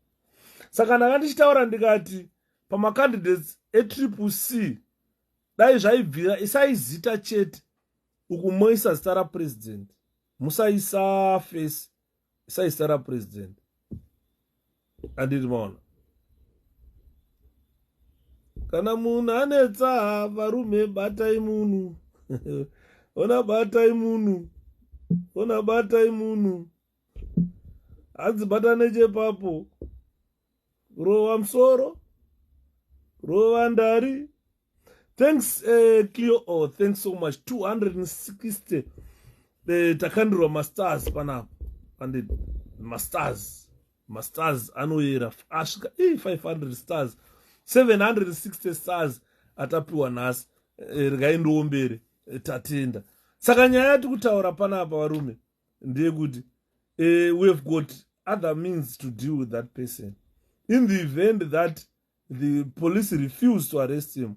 And my wife was kuti chii chinonzi dhihora rembanje, ndakaexplaina mudaradhoni. Vanhu vakakurira kumaprazi vanoziva chinhu chinonzi dhihora. Kana toti bhani, munoziva bhani refodya rare. Vanhu vakakurira kumaprazi vanoziva bhani, vanoziva kuti bhani refodya rekuti mukakuwa fodya yenyu munonopisira imomo kuisa zita chete ndomboma mgoma vakaipa. Borega uswa picture mutsvaga another means yekuda ku-identify your candidate differently kuitira kana chaos ikabenefita double candidate, munenge muri ready nemapepa ekumita recall. Motogara makanyora mapepa ekumita recall kuti ano haisi ndiye candidate yedu, recall him matopedza. Saka hapana zvaunenge waita, you are just wasting your time, you are just wasting money. Saka vanhu vakagara vakakurira mapurazi anonzi mabhani efodya.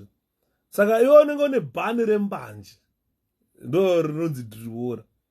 Vanogara mudhirihora rembanje, vanogara mudhirihora ibhani rembanje. Anusatambe navo vakomanawo agara basa tagara naro, emerina zvotoda takabhema, emerina zvibo iwe bo, emerina zvibo zvembanje, emerina chiuto chinonakidza guys. Inini ndagara ndichitaurira vana vangu vese kuti hey, one of you must become a soldier. chuto mumbofila kamwe kalife kamwe kepanza apa bosi kalife kechimilitary kanonakidza kakasiyana nekalife kechicivilian. Unozati kana uri muto so hautomboziva kuti unochembera, hautomboziva kuti upenyu hunopera kana kuti chasvika pakukura zvataita izvi, tasikambozviziva kuti chasvika pakukura. Tati katanga kukwira makoma kuzati oyere hondo ayereye hondo oyere ho ayaye hondo iyo ndaikukwirira gomo rimwe rekuti unotaura kuti ai munhu anokwira here apa taikwira tichiinda chidzoka. Chiuto chinonakidza chinongo it's a different world. Andimaona ndosaka muchiona vana gudo vachinzi namunangagwa komba itirove chiuto achide munhu anofunga stereka. Unongopiwa order, jump, you don't ask how high, run, you don't ask how fast. Instructor ane morari sando dzenyu thanks kazem adi saka chiuto chinonakidza. Saka nyaya yati kutaura ndeyekuti patasvika apa varume panaka manje taane macandidates edu, suitability yemacandidates edu taitaura pano, what we expected of our candidates and what we are expecting of them now. Chakudiwa ipublicity, vanhu vazive kuti candidate yavo ndeipi. Amafunga dzekubaza atafunga kudhara kudhara kwedu kazvai wati vanhu vandikasimuka sikati pore wonozati chabvondoka pano pore ticha move to the treason right Padre quick march. Hold check on door.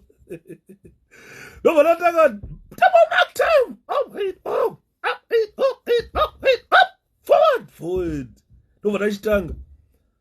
Diri ora hiro, vano garamu diri ora rembanje, ano garamu diri o. Nezuro naga explainer.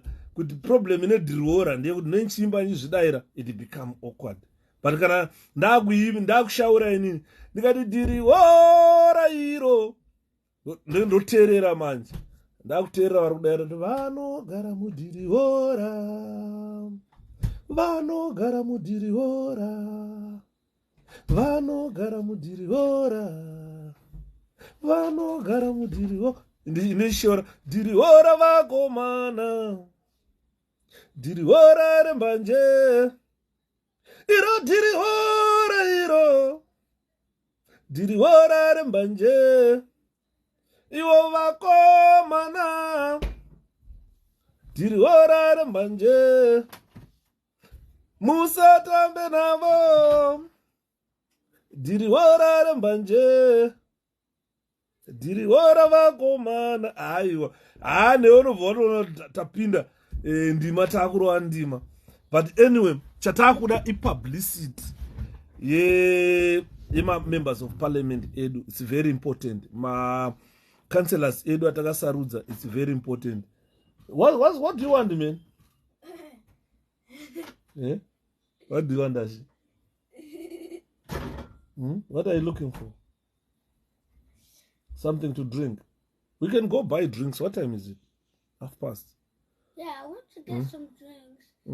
I'm so thirsty. Vanhu vari kuSouth Africa marangarwa nenyasha dzaMwari. Madiro ati kuita president chamisa kuno so inini zvangu inini zvangu triple C ndoida. Ndoida. Triple C ndoida. Madiro ati kuvaita kuno kwakaoma. Saka vanhu vari kuSouth Africa marangarirwa nenyasha dzaMwari. President vari kuya ikoko. Kunoko vakauya vakatadza kufamba. Vakada kuti vapinda president unokuti chamisa. Vanhu vaikuda kungombata so. Unoziva kuti Mwari kana vakusarudza kuti uve leader wevanhu unoitwa zvaitwa Jesu zvezvi. Jesu aiti akafamba vanhu vaida kubata mukomberi wake kuti vapore. Chamisa akauya muno muUK. Vanhu tikaenda kuBedford kunosangana napresident. Unoziva aiti akada kuti afambe soka aitadza kupinda. Inini ndakamboorganiza vanhu. Inini chete kuti kana usiri mumastructures eparty vashoma vanhu vanokuteerera. Dai vanhu vakanditeerera zvandakataura ngadai tisina mboita chaos kuBedford. Ndakati inini president vari kuuya guys kuzoadresa vanhu. Saka vauya kuzoadresa vanhu vari muno muUK vazhinji vanoda kutorwa mapicture napresident wavo. Andi muri kuona mamwe 200 stars dzasvika ndatenda vanoda kutorwa mapicture nani napresident wavo. Saka kana vachida kutorwa mapicture napresident wavo, chiitai kuti vanhu vese vari muground munomu tomira, vanhu vakaita line, kana takamira takaita kana kuti yataiti form up in 3 ranks, vanhu vaita 3 ranks, kana toita horseshoe, kana toita maformation akumakanganwa manje. President wakarongeka, good leader. Saka ndaiti kana madaro president chamisa voenda pane mumwe nemumwe vachiona vanhu vavo vachimhoresana nevanhu vavo, makadii mai, makadii baba. Is a respectable young man. To me is young, but respect yaanondipa, respect yandakaona yaanopa vanhu vachifamba so chamisa, ndakarohwa neana. Ndaratsvangirai, of course taivada, but havana kusvika extend yasvika chamisai. Chamisai takafamba pane vanhu, so antu akafamba pane vanhu apfure, ane respect, anopfugama kuombera. Makadii vakuru, makadii madzimambo vakumuda, bozi akasvika kupana mambo anoziva ndiri mubhuku revaridzi, anogara pasi otowarara, otoombera. Ndakazviona ini ndikati mwana uyu akabva kune vanhu. Saka takatenda mai nababa chamisa vakabereka mwana uyu kuti makabereka chipo. Saka chipo ichocho chaakuuya kuSouth Africa. kuSouth Africa ronganai zvakanaka, zvandakataurira vanhu kuno kuti mumwe nemumwe wese anoda kumhoreswa napresident. Hapana asikade kutorwa picture napresident, hapana asikade kumhoreswa napresident. Mumwe nemumwe anoda kutonzwa kuti ndabata vachamisa, handiti? Saka ndakataura vanhu kati vamwe miraiku, vamwe vanomira kupresident vofamba vachiona vanhu, vachiona vanhu, vachitaura nevanhu, vachiona vanhu, vachiona vanhu. At the end president vanenge vapedza kudaro, vanotorwa mapicture otorwawo. Munongoita kana group kenyu pano motorwa picture napresident, anoda kutorwa ega, munotorwa vachifamba president, vachifamba svika vapedza kuonai, vosvika vokuadresa yemapedza, vosimuka kupinda motikari voenda. But hazvina kuitika kunoku izvozvo. President pavanga kuda kuenda vanhu vanga kuvhara kuti hazviite, toda kuona president, toda kutaura napresident. Andiri kuona. And nguva vanenge vachitaura napresident wavo, vanhu vanisa mapledges. Masters aya azoya ese. Mwari wakanaka wako man.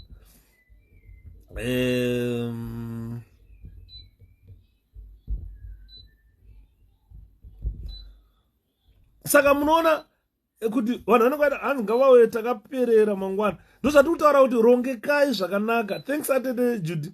Rongekai mangwana vanhu vekuSouth Africa.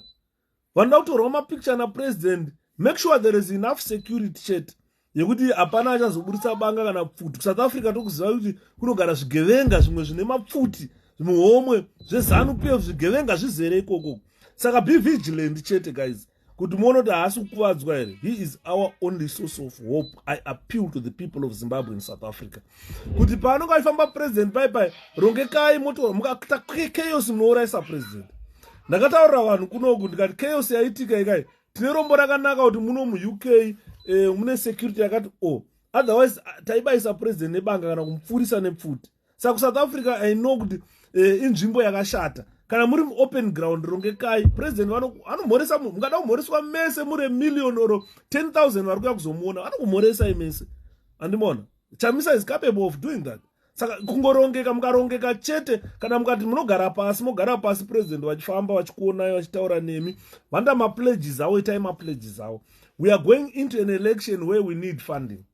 Saka kuna vamwe vane mari dzavo kuti president ndokupai 30,000 rands. Nyorai macheke enyu ayo, kana vane makesha awo uyai nayo mari yacho. Don't worry. Musanzwa munhu ati amusape mari. Aiwa, tiri kuenda election inoda mari. Office ya president inoda mari. Kana ukapledge kana kuti ndine mombe 10 dzandoda kupa triple C vape. Pledge aisai mari dzacho, itai zvese zvinoita. Andiri kuti president vedu vafile kuti vari kutungamirira vanhu. Andiri maona. Saka chatakuda now, our candidates, we've got them. We've nominated them. They are on the voters' roll now. What we need is publicity. We need to make sure that people they understand the candidate and let's give more information to the people about their candidate, the individual who is going to represent them. And this is what is important. So what you need, can our candidate you want a good public relations, talk to the people, advertise yourself. And advertise yourself, talk to the people. The more you talk to the people, the more you advertise to the people, the more you become popular. Vanhu kana vada kubatsira financially, vazhinji ezvozvi ndane problem yekuti mukatarisa inbox mangu ndikakuvhurirai munorohwa nehana guys. Thanks atete Cleo komana ndatenda zvangu. Ndane problem inbox mangu. Macandidates vakapinda vamwe vacho havana pekutangira. Already ndatoreceive messages. Mukoma 𝗵𝗵𝗶𝗶𝗀 ndiri kukumbirawo t-shirts. Ndiri kukumbirawo ndoda mari yekuti ndiprinde posters. Saka vanhu havazive kuti 𝗵𝗵𝗶𝗶𝗀 is an individual. Kana ndikaenda kubasa ndaimboita temporary jobs ndiri supply teacher paipai. Now I'm a nurse, but basa kwangu ndohorawo mari shoma.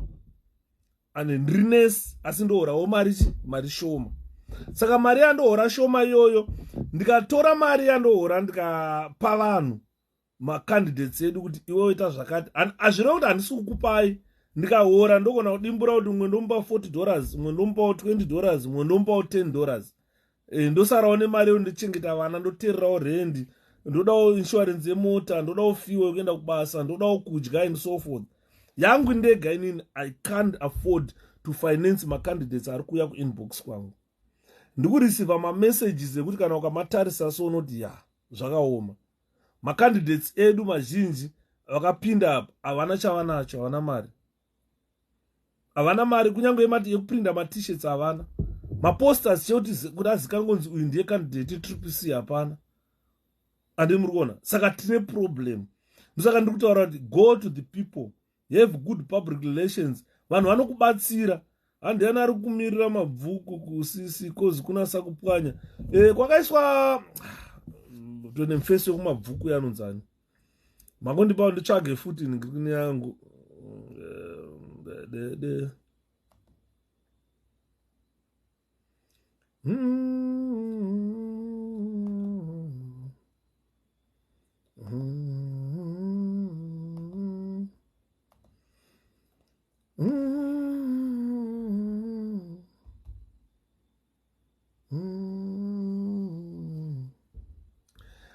Tete Cleo ashatirwa.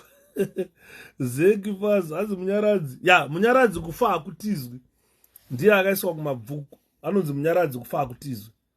So I'm not sure how financially stable the guy is. I'm not sure.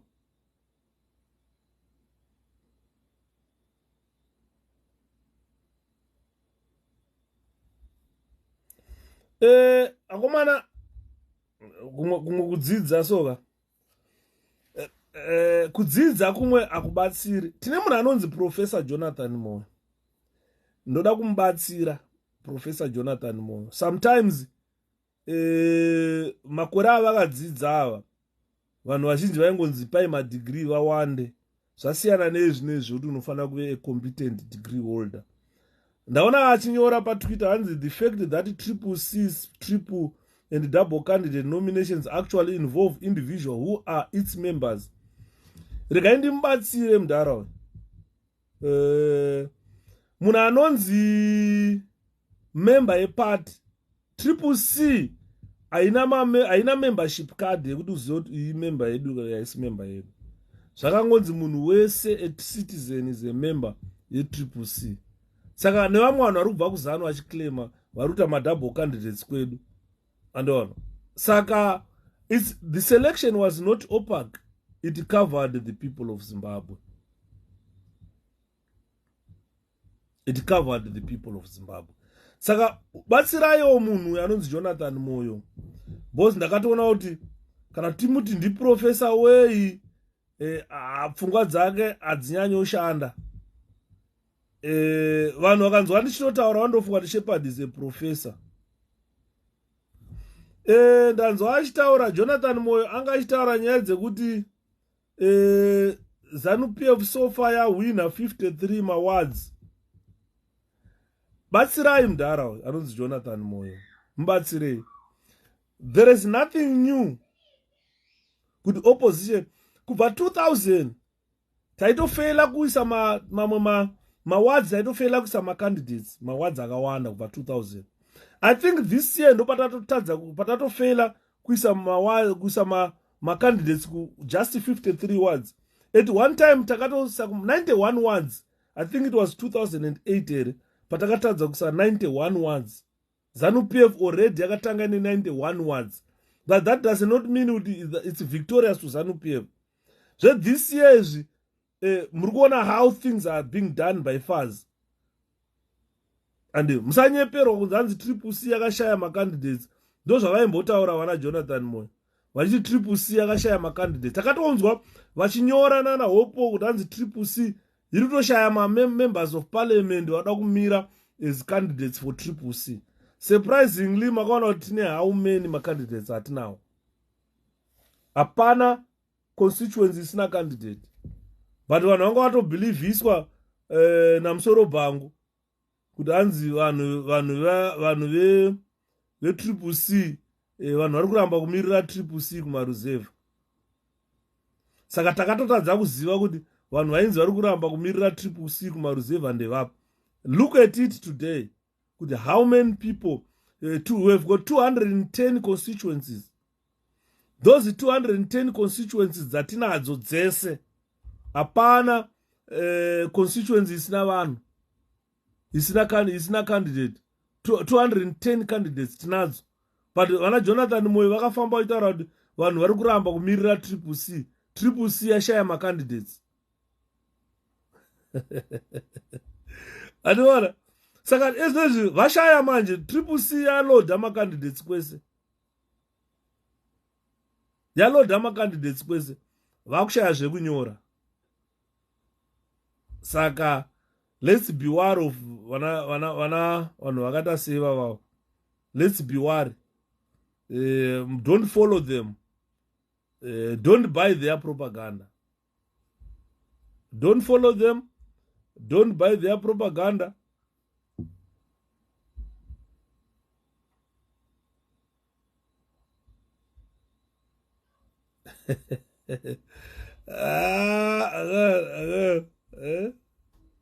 Azindanga ndirere ndatomutswa nengoma. Iye ndatomutswa nengoma. Politics dzakunakidza. But tasvika manje. Hanzi mukwidza unoshura matero. Matero ataakurova aya akaoma. Saka chandakukumbira manje kuvana veZimbabwe chandakukumbira ndisati ndapedza. Ndakukumbira kuti tibatsirane kutengesa macandidates edu aya kuruzhinji rwevanhu. Ndo strategy yedu number 1. We want people to know which candidates they need to vote for. Let's target audience. Let's have audience yatotargeta. Because tikaenda unotengesera nyaya yedu kumunhu agara achienda kumusangano anonga achitoziva candidate yake. But let's assist vamwe vedu vagere mumafence. As families we know which family members we should target. Saka let's do this on family units. Let's tell them that the purpose of triple C is to win this election and form a government by the people, which is a democratic government. Let's make this message clear to them. Let's send this message every day. Let's talk to our people on daily basis. Because social media now is the choice. Apasina imwe media yatinokwanisha kushandisa. Saka let's utilize the social media. Let's reach as many people as possible. As because say Maduko achizoita lawyer rezanu iye ane party yake. Vamugabe vakataura kudhara ateteratidzo vakataura zvikanzi aiwa Maduku strategy. Chanoda blazo yemari. Mercenaries aya. Mercenaries. What they need is just money. Those are mercenaries. Thanks mwana wamai. Mamwe masters arukupinda. Thank you so much. Saka, what I've said is our strategy is to sell our candidates to the electorate. Then we need to target certain electorate or certain audience that we know it's hard to accept. And let's tell them our purpose. What is the purpose of triple C? let's get these messages across on daily basis. And the choice of media is social media. Because apana pachabvumirwa nda pa ZBC ndichitaura zvandiri kutaura. But tiri kutaura pa social media. Hakuna anondimisa pano. Andimona. Let's vanokwanisa kuita ma presentations akaita seiwaya. Let's do my presentations. Kana waona kuti you cannot have time yekuita ma presentations iwaya. Share patineka share button kai. Ukakabaya ukati share this presentation. Vamwe vane magroups akawanda. Just share in those groups. Vanhu vanoona. Vamwe kuna mwana wakutozotanga kuti mukoma Yudha ndakazoona presentation yenyu yakati ndasingazive about you. Ndauya I'm so happy about this, I'm so happy about that. Vamwe vakuita crop ma presentations vachitora paona kuti apakataurwa zvakanaka zvatiri kuda. Vocheka. You are free to distribute them. Because what we want is the message to reach as many people as possible before we go into this election. Andiri mona. Saka ndiri kutaura kuti communication yedu manje ngaitangire pane any individual member of the party. If you have got access to internet, let's start from there. Because you need to pass this information, crucial information, to the people for them to understand kuti kwatakuenda kuita sei. Let's also share in our families as well. Thank you so much. Because what we need is information to spread. Social media haina limit. Do you know the video yandruita yo mukatanga kuishare nasi? By tomorrow inenge reach about 7 million people. 2 days, 3 days time, tinge cover 15 million people. Va understand that Triple C haina ma double candidates. We have got ma candidates amaka select mimi vanhu. Atiri kukudza kuti candidate yenyu ndi ningi, candidate yenyu ndi ningi, candidate yenyu ndi ningi and ningi. You understand what I mean? So that we utilize this process, we tell people kuti munhu wenyu ndi ningi, kana vakuenda kunovhota vanoziva kuti munhu candidate ndi ningi. Ma double candidates aya haana chaanobatsira. Saka panapa tikutoita public communication. Tikutotanga izvozvi. And we've got different types of communications that tokwanisa kushandisa. Mass communication, tikaita ma groups communication. Vanhu ezvinozvi ma groups if you go kuma WhatsApp group kwekwe, kana usingade boss video yakakurisa kai, just copy the link e video ino unowakandira. Vanotoda kuziva kuti chii chiri kutaurwa ikoko. Vanhu mwandibvunza kanzi why do you wear camouflage kana uchita ma presentations ako? Unoziva kuti the moment I don't wear camouflage into ma presentations angu, ndinoraise ma eyebrows evanhu vakawanda. Vanhu vanoda kuziva kuti why ari kutaura nechii munhu akapfeka camouflage here. What is he talking about? Saka munhu anozoda kunzwa kuda kuteerera, asati aninzwa ndichitaura anonzwa kuda kuteerera kuti zvii zviri kumbotaurwa nemuFacebook akapfeka camouflage. Vamwe vanhu vakutozoziva kuti Yudha anotaura zvakati. Saka what I'm telling you is the way of communication, the means of communication atokwanisa kushandisa. Panapa tiri kutaura ini ndiri kutaura nemi. Ngatishandise every method, intrapersonal, interpersonal, mass communication, group communication, every ngatiendei ticommunicate nevanhu. And those are very important issues. Let's weave into people. Let's give them the information that we have. I know some are not gifted in talking. Share whatever I say. Kana pane pamunofila ukaona ndishare kazhinji ma live on Facebook, ndinoya nema topics anenge ari suggested in the audience. Vanhu vanoti ndapedza kutaura so vanofila kuti pakati hapana kukavhwa zvakanaka. Vanoya kuinbox mukoma Yudha mataura zvakanaka but amuna kukavha pakati paipa. Next ndini munokwanisa here kukavha pakati paya. Andimona inini zvakwandiri to make sure that I do the will of the people. Now the platform belongs to you guys. You are the audience. You are the people who share the information. You know who you share the information with. Andimona ya channel yenyu yatakushandisa kuti reach as many people as we think. Atenda clear ayo ma stars adirwa nasi. I think no first time edu ku appreciate wakupuwa ma stars akawanda zvakadai so tanosvika ma 2400 stars. Saka I appreciate very well. So those are tukutaura kuti ngatichipindai especially pa communication guys. Because vanhu vanoda kuziva kuti ma candidates edu iwaya ndava nani. Anditi vanhu vanoda kuziva kuti ma candidates akaita sei. Saka this is why you see when I always come live on Facebook, inini pache zvangu saShepherd Yudha, I ask myself, the content I'm talking about, is it credible? the content I'm talking about, is it the content that people are expecting? The context of it. The clarity, am I clarity? And the clarity, my points are not put across. Because every time I come to do a live on Facebook, my points are not drive put across to the people. I need to be to clarify on them. And it. So I'm showing my videos. I'm going to send one after another. I need to continue it. Double candidates. Today, the credibility of those candidates and more. And continuity and consistency. I need to keep that flowing so that I can follow that follow is and more. So this channel belongs to the people now. Saka tichitaura kuti kwatakuenda kwanaka taane macandidates edu, let's sell them. Kana pane munhu ane information yecandidate anenge icandidate ngaimbotengeswa nhasi, tinouya pano toitengesa candidate iyoyo. Saka nyaya yandakupedzisa nayo ndichitaura guys, regai nditaura about our security forces. I've said this time and again that I'm a former member of the security forces and who deserted from the force.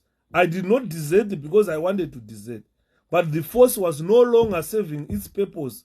Prison service was no longer the prison service that you know, which rehabilitate prisoners. It has been turned into a political organization where even the commissioner who was serving the prison during that time, the time I left, was no longer a prison officer. He was a soldier. Masoja amurikuona akaisa mnanga gwapachikara. Saka you find I had no room in that organization because I was objective, telling the organization varume nyaya iri panapa is we are not politicians, we are prison officers. Kana tiri kujeri ngatite zvebasa, kana tachinja uniform taakumba, what I do in my private life should not even impact on my duties kubasa. But ivo vanga vakutarisa public life yangu kuti anoda tsvangirai, anoatenda marara atsvangirai, vakutora vakuzvisa kubasa kwangu zvisinei nebasa rangu.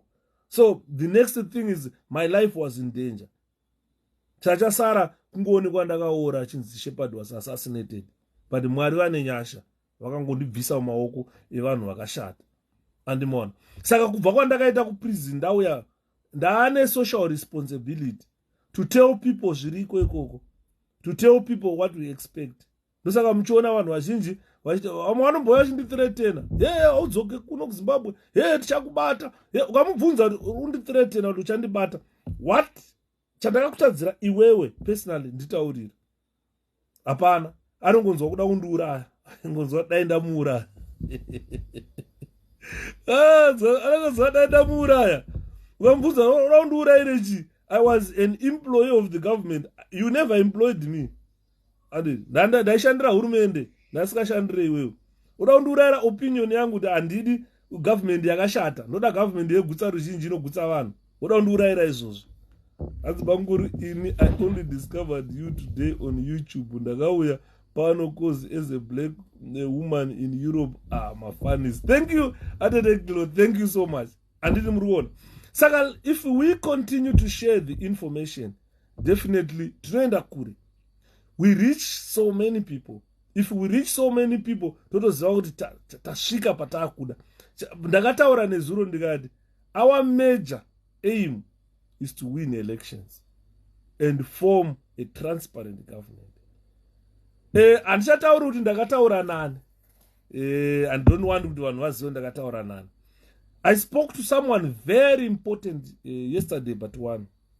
Akantaura zvikanzi munomboziva here kuti vachamisa vakapinda kuti vachamisa vakutonga nyika.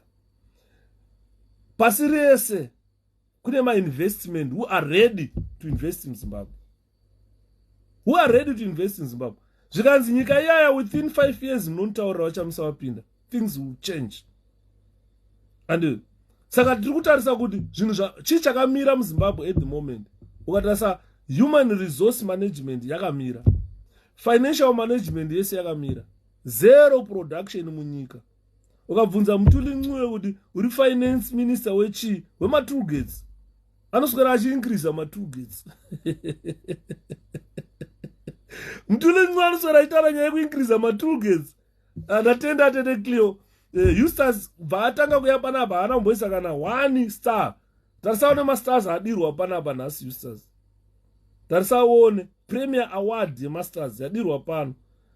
Ande muriona. Saka ukada kutarisa human resources management atina yakafa. Financial management yakaondongeka. Production in Zimbabwe 0.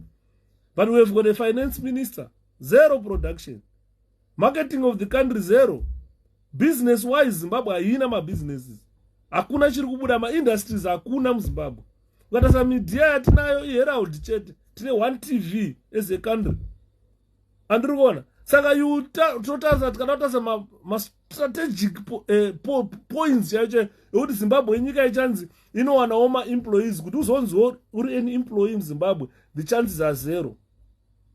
Under government yeZanu PF hakuna investor anouya munyika inotaura kuti inoda 51% shemari yangu yandosvika ndoisa munyika. Hakuna.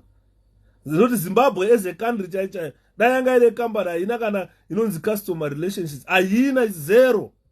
Andimurikuona. Saka at the end zvakureva kuti relationship yeZimbabwe nema-international countries hapana zviripo, and Zimbabwe has got no plan, no strategy at all to engage investors, and no investor will ever come in such type of a country. Ndosaka taura tikati takuchuza ma-candidates to be members of parliament, toda vanhu vaneka credibility, toda vanhu vaneka tactic kekuziva kuti zvatirusa, and we are going into a decision making organ of the council, organ of the parliament, organ of the state. Kana vaikoko vomeka sure that they are debating on mitemo yavanenge vachidebata on ichaunza nyika kuma-investors kuti apinde munyika medu. Saka maona takutaura kuti zviri nani tivaone ma-councilors vane ma-5 O levels vari skillful, vamwe vane ma-degree, vamwe vane ma-degree chaya kuti kana vapindamo vano-understanda mitemo inenge ichitaurwa muparliament. Hapana mukantaura kuti mimi munovhotera munhu akaita saChinotimba, salawmaker, munenge muda kuti Chinotimba anotaura chii muparliament. Wokutaura kuti Chamisa anopenga, anotaura nyaya dzema-bullet train, anotaura nyaya dzema-speed train, anotaura nyaya dzema-flyover, ani Chamisa anopenga. Tiri kutaura nyika dzimwe dziri kupaza dzichisa zvinhu zviri kutaurwa navaChamisa. Ndo zvinhu zve-21st, ndo development ye-21st century. But munonzwa munhu aitaura ranzi anopenga Chamisa achitaura zve-development yenyika. Ana kuti Zimbabwe irambe ichiita reverse jive. Andimona. Saka taakutaura kuti kana wakuenda waselectwa uzi wakupinda muparliament, chitarisana nezvekuti nyika iende mberi. Saka taakudawo at least vanhu vanogona kunyora. Ngatisei kaboundary kekuti munhu anofanira kuita member of parliament anofanira kuziva izvi neizvi neizvi. Andimona. Ndosaka muri kuona criteria yakashandiswa apa kuselecta ma-candidates. Ma-candidates vamwe vasina kuiswa paipo katomubvunza, mumwe haana kana grade 7 yacho, mumwe haana kana ZJC chai, mumwe haana kana diploma, asi anoda kuuya kuzoita candidate. Haisiri time inoyi yekuti munowana candidate isingagone kunyora. It's not the time. Ya time yekuti akuda candidate ano-understanda information. Thanks atende Cleo, hey, masters adirwa 3,310 nasi. Andimuriona. Saka ndo zvatiri kukumbira kuti vakomana ava vasina kuselectwa vazhinji vacho vakada kutaurirai kuti sei vasina kuselectwa. They are not being honest. Vanoda havo kuenda kunoita ma-candidates. Chashata CCC yakutange in employment organization yekuti munhu wese ari kutsvaga basa anoya kuCCC. Andimona. Saka taakukumbira kuvanhu veZimbabwe kuti CCC is not a private limited company. No. It's a voluntary organization yekuti iwe kana vanhu vakufarira kuti uchaita basa ravo unonopinda imomo uri palevel yako unoshanda basa rako. Kana nguva yakwana yekunzi vanhu vanokuda washanda nevanhu zvakanaka, they can re-elect you. Kana vasina kuita re-elect, haisi mhosva yekuti kupfumba zvibhagara rovana nevanhu kuti sei musina kunde-electa. No, this is a voluntary organization. As Cleo is on fire, she is real on fire. 𝗖𝗖𝗖 makomborero aruzivena obey sola avana kupiwawo ma-constituency. Makomborero ari kuno ku-UK. I think obey must be Ireland or UK as well. Vari kuchikoro vafana. Havana kupiwa ma-constituencies. mukoma Clive because maconstitutions haasi kupiwa ari unotosweta vari kuchikoro wapana regai vambodzidza makomborero ende munoziva kuti akabva achitiza it's not proper the way he left Zimbabwe angositizawo the way yatakangoita saka at least mufana ando anofana kumbonogarawo pokuti ambopora because akabva mukutsva hanzi regai zvipora akabva mukutsva mufana yakabva mukutsva ndaitaura ndikati mufana aingoti kudai nhasi avharwa mujeri kudai 2 years atongwa kudai problem inoitika manje ndeyekuti vanhu handimakaona maitita achifara ari kujeri achiita music kumboda kuti pfungwa dzimbodai mbichana paipai hakuna munhu anoda kuvharirwa ngehuku everyday kujeri vanopuhwa sadza remanheru kuma3 vanenge vakutodya sadza remanheru kuma4 5 wakutovharirwa mujeri kusvika mangwanana 7 hapana munhu anoda kuvharirwa kusvika mangwanana 7 enozviti 23 to 12 I'm live on Facebook andimaona hakuna munhu anoda kuvharirwa madii mukoma wakuru hanzi is always educating everyone. I know I'm supposed to text you but ma1 pagraft iribo mukoma engage never son no don't worry shandirai muri ndimotoimbira kuti vanoshanda mukoma ashanda vanoshanda mukoma shandira muri yavo vanoshanda mukoma ashanda shandai mukoma Everson ndokuti tigute kana takuya kuinbox kuti mukoma Everson tikukumbirawo mari yoti vake guva ra29 munoziva ndiri kubasa $10 mukoma Yuda wedzerai pamari yoti vake guva ra20 andimaona ndo imwe apiwe naichiita kuvanhu veZimbabwe mana imagine out of 7 million or 15 million people vanhu 3 chete vakwanisa kundipa ma20 yoti vake guva ra29 komana let's value that man pane hanzi obey is not strong. I was a vanguard. That young man need to mature. I told General James Dawa to teach him. Drug inomdzidzisa ngapinda ake mkomana drug inomdzidzisa usachita general chidakwa musamderera amene mabhuku yakarasika papi but vanongona kuzomudzorera futi hanzi but nyaya iya inofanira kugadziriswa yesecurity cause vanhu ndo zvimwe zvinotishayisa mavotes kumamisha cause vanotya kuurawa this time zvakati siyane mbichana because kuru racho riri kumamisha uku raitiuraya nekurova rakapera kufa. Good news vanhu vaitirova kazhinji pane mwana aitoziva kuti uyu ndaiti ndikasvika mukaro yaingoti chakuwana iwewe iye ndiyakazotanga kurova pasi akafa.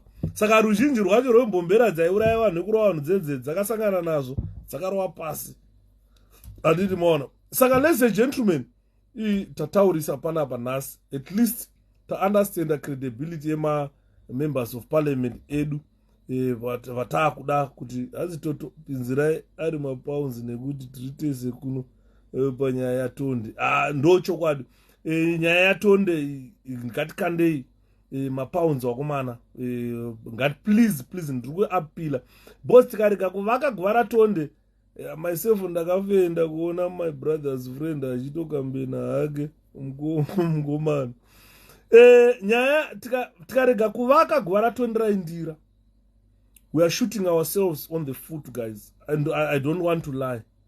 Let's sacrifice mari iri kudiwa paipai mari iri kudiwa paipai thanks adedekle mari iri kudiwa paipai pari kudiwa roughly 1,200 pounds tikaiconvert anosvika ma 1,300 or 400 US dollar ndo mari yatiri kuda paipai. Saka let's sacrifice guys. Ndiri kukumbirisisa kune vanofemerwa naMwari wavo vane chipo chekutambanudza kuti ngatitambanudze guva raseje rakavandalizwa and kuvandalizwa kwarakaita to be honest I want to be honest with you seje havana kurara vari kumuka kune dzimwe mhuri dzisiri kurara dzapera. Saka menonganga yakavatuma kuti endai munoita sei munotora maguva munoita sei moya tikugadzirisei kuti ngozi ipere but ngozi yaseje haisi kuzopera nekuti vakatora guva pachi vakatora ivhu paguva vakatowedzera vakatokuchidzira moto seji havasi kuzozorora nekuti ivhu mauya kuzotora ivhu iwewe kana wakabata mutsipa uchimona papasina ivhu ipapo wakabata mutsipa munhu uchimona ngori kumona huku hapana ivhu ipapo kana ivhu ukatora rakawanda kana tikakupa rese ivhu racho riri paguva raseji it's not gonna help you. I'm so sorry, but chandakukumbirisa kuvana vezimbabwe kuti isusu ngatichita sei, let's replace it, toisa rimwe dombo.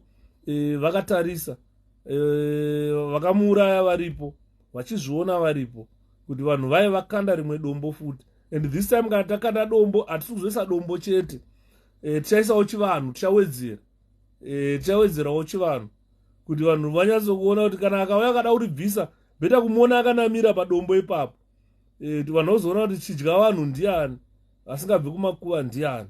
Andimona chinorwadza goa Yuda the guy ainzi big wemukaroi aida MDC wekumbodzinganisa mazano negrinder achikwere. Mukoma variko nchadzifonera nhasi, anonzi 𝗵𝗲𝗆𝗶𝗶.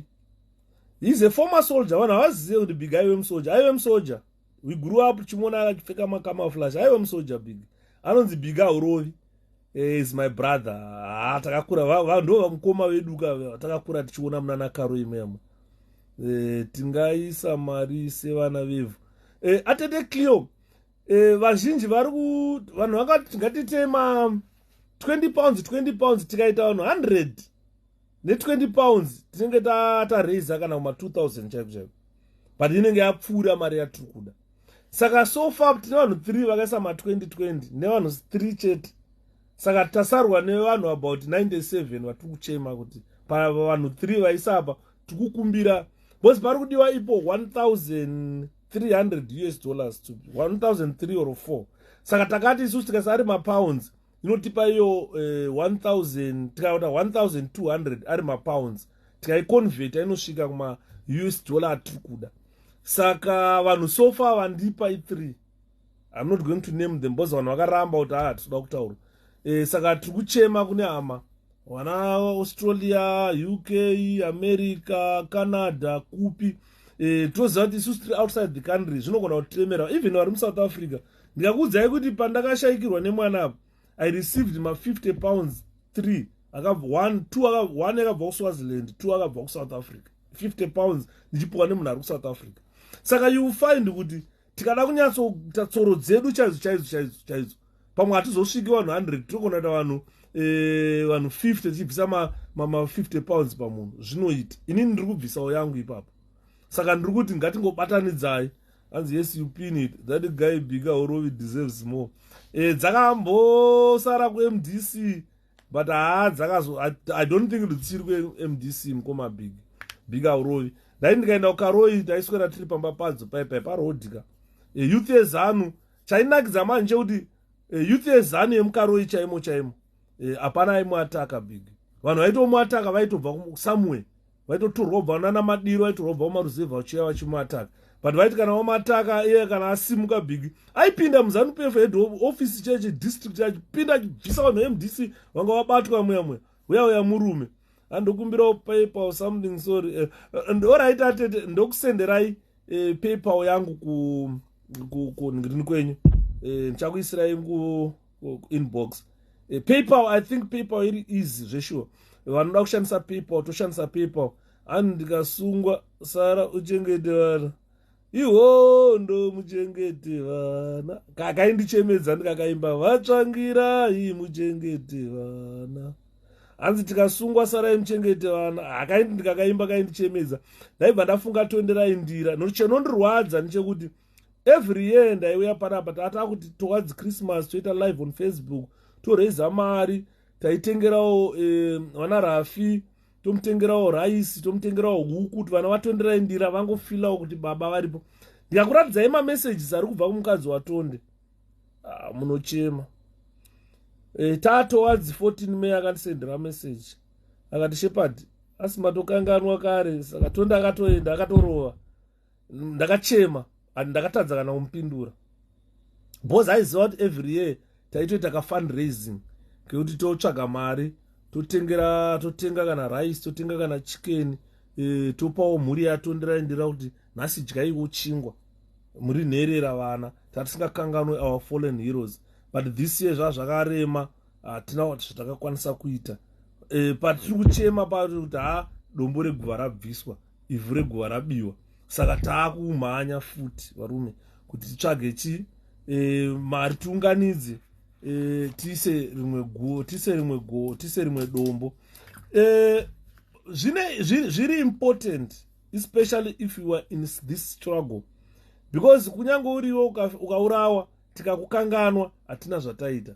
Tarisai zviri kuitika kuZanu PF. Ndakati inini Zanu PF will never run Zimbabwe successfully, because a good example, tine vanhu vakabhombwa vakauraiswa nemazanu PF commanders panyadzonya nepachimoyo. iZanu PF yakatengesa vanhu vayo kuti vabhombwe nemabhuno. Vanhu vaivaenda nhasi hapana chakaitwa about those people. Vakangoenda kunovakirwa zvimakuva. Is it the same tone from anamasendege? Yeah, I think Zanu nanamasendege zvangofanana. Saka you find kuti vanhu varere kuMozambique vai ndaitaura ndikadai Zimbabwe pakapera hondo, the first thing chavaifanira kuita paipa kuenda kuMozambique kwakunoita sei, kwakunotraya kutora vanhu vese vakabhombwa vovigwa kumusha. Now kwane DNA, those people can be identified. Vaitozikanwa kunzi mwana wakwanhingi DNA, vanenge vakashaya vana vavo, vakashaya vana vanguva dzehondo, uyai submitai DNA enyu. Vanhu vaidentify vanoenda kumamisha kwavo vonovigwa kumusha kwavo, vasingakwanisi kuidentify vopuwa kwete mamass graves otinyatsovigwa zvakanaka. But Zanu PF yakazvitadza zvese izvozvo. Pandakataurira kuna vaChamisa ndikati aiwa, kunyange vaChamisa mukatonga Zimbabwe, mwada kutonga Chamisa mwana weushe wekwamunhu Mutapa. Saka hazvifadzwe kuti kana nyika yotongwa nemwana wekwamunhu Mutapa votadza kunotora vana vamunhu Mutapa vakarara kuMozambique kuya kuzovaviga kumusha. Saka those people must be exhumed, brought back and buried in Zimbabwe. Uchaona kuti vana vari kuMozambique vakatorwa vakavigwa muZimbabwe, nyika ichanaka sei. Believe me guys. Ndoda kuti muone machanges. Ande muri kuona kuti vanhu vari kutonga Zimbabwe kubva pana Mugabe nepana Mnangagwa, vanhu vasinei neZimbabwe, vanhu vari kutarisa homwe dzavo. They don't care about you, they don't care about the people of Zimbabwe. Pandoda kuti muzvione kuti vaChamisa vakaita president nhasi, tikasimuka kuenda kuMozambique kunokumbira Mozambican government tauya kuzotora vana veZimbabwe vakafa nguva dzehondo tivaradzike kumusha. Da kuti muone kuti Zimbabwe ichatambura futi. Zimbabwe strategically pairi paipai kana drought Zimbabwe haifaniri kuita drought. Because iri pawater panonzi pa geography taiti chiko, panonzi pawater chiko pairi paipa watershed. Hanzi tafadzwa Stanley katana madi henyu imi mambatsi tiri kubatsira mukoma tafadzwa ndozvatiri kutochema nazvo. Zimbabwe ikanzi vaChamisa vakanzi vaita president nhasi mangwana ndiri muofisi mavo ndichivataura nyaya yenyadzonya chimoyo kuti mavalues echimurenga mukuru ari mumaoko enyu. Imimi muri vedzinza rekumunhu Mutapa rekumasvingo, ndimi variwo zvacho, ndimi vedzinza remunhu Mutapa empire vakagara paGreat Zimbabwe paya, ndimi vanhu vacho. Saka kuti vana venyu varare kuMozambique 43 years independence, motadza kunounza vana ava, nyika iyi haimire zvakanaka. Muchikwira mabhazi muchinoadadira, vana Piskilazi vaitomwa doro vari pamusoro pemakuva, vakatsika pamusoro pemakuva chimwa doro, vaiti aitorwe neballpoint. Handidi vanofunga kuti vanhu vareremo kuMozambique vanga vasingadiwe kunwa doro vari muZimbabwe vachifara. Saka ndakataura ndikati ini ndinopinda muofisi mavaChamisa kuti ndauya president, vana vari kuMozambique ndivedzidzinza renyika imwe, vanorara kuforeign country sei isiri tine independence, tine freedom. Zvichikuradza ratina independence yoda variko vachiri kunze kwenyika, ngavauye freedom fighters, let's rebury them here. Tatopedza. So guys, tataurisa nhasi 10 to 12, it's midnight. Chiregai ndikuite call it quits. Tosangana mangwana.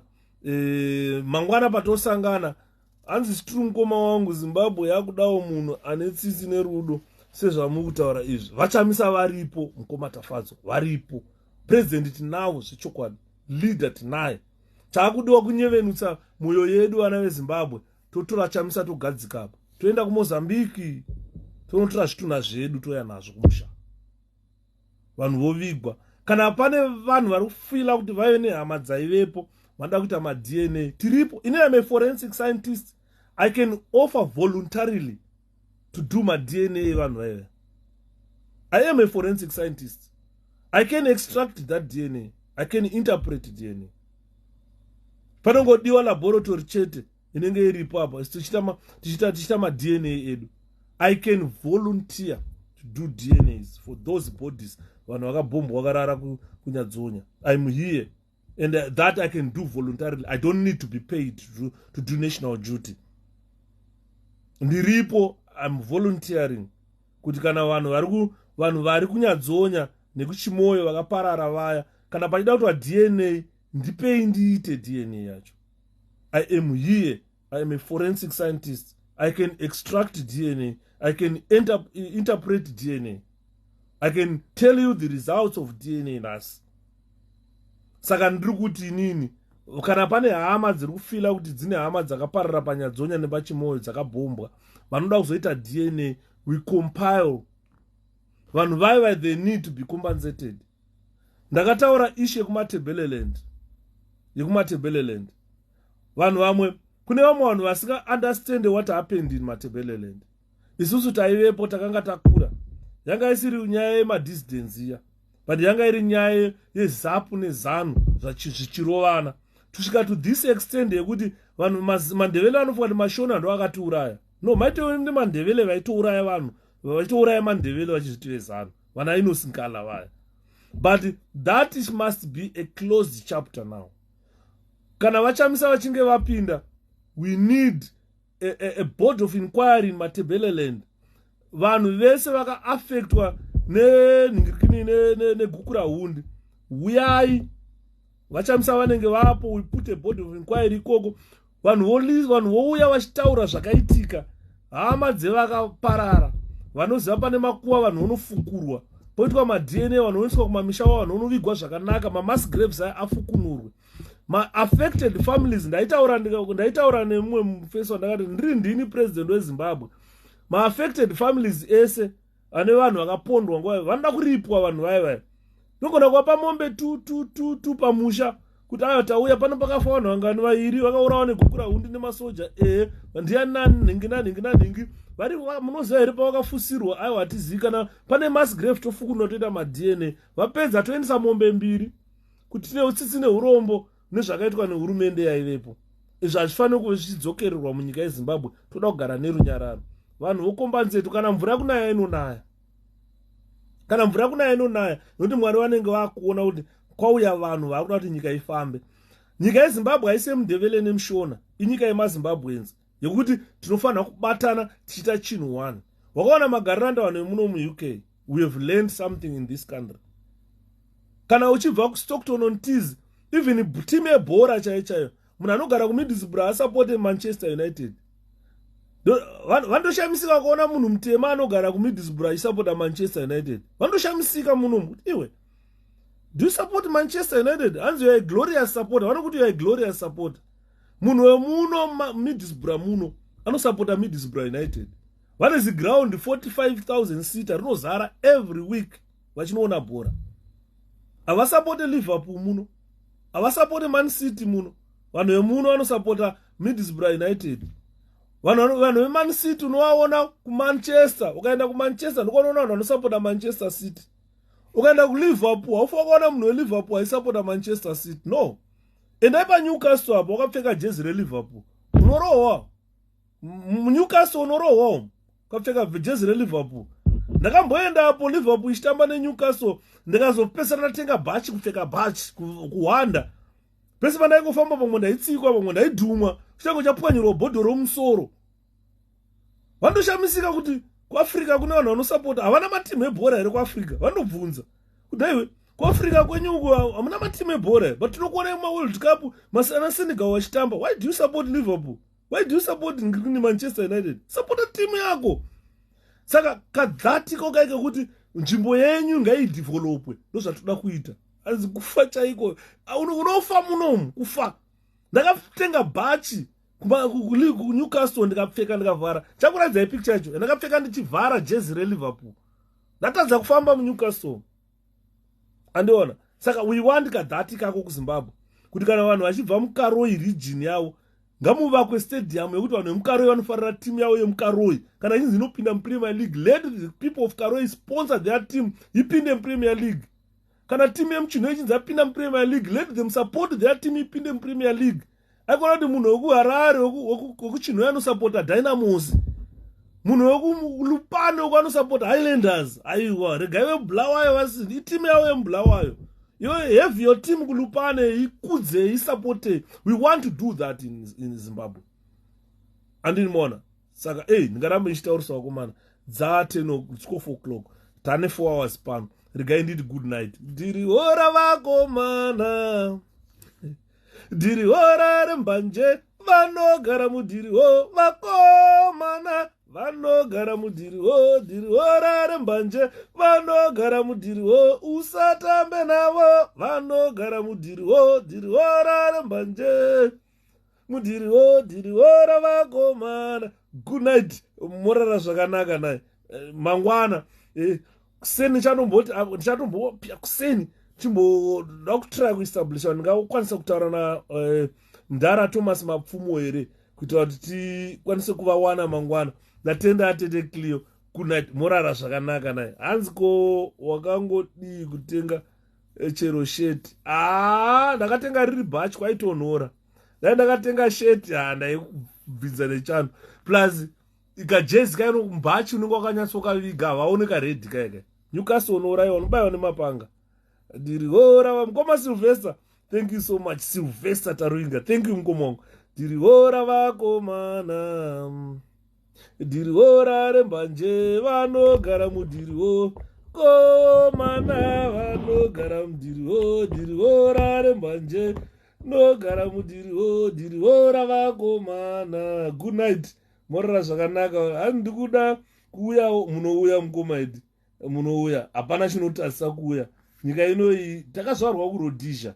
Rhodesia yanga iri British colony, saka tiri maBritish.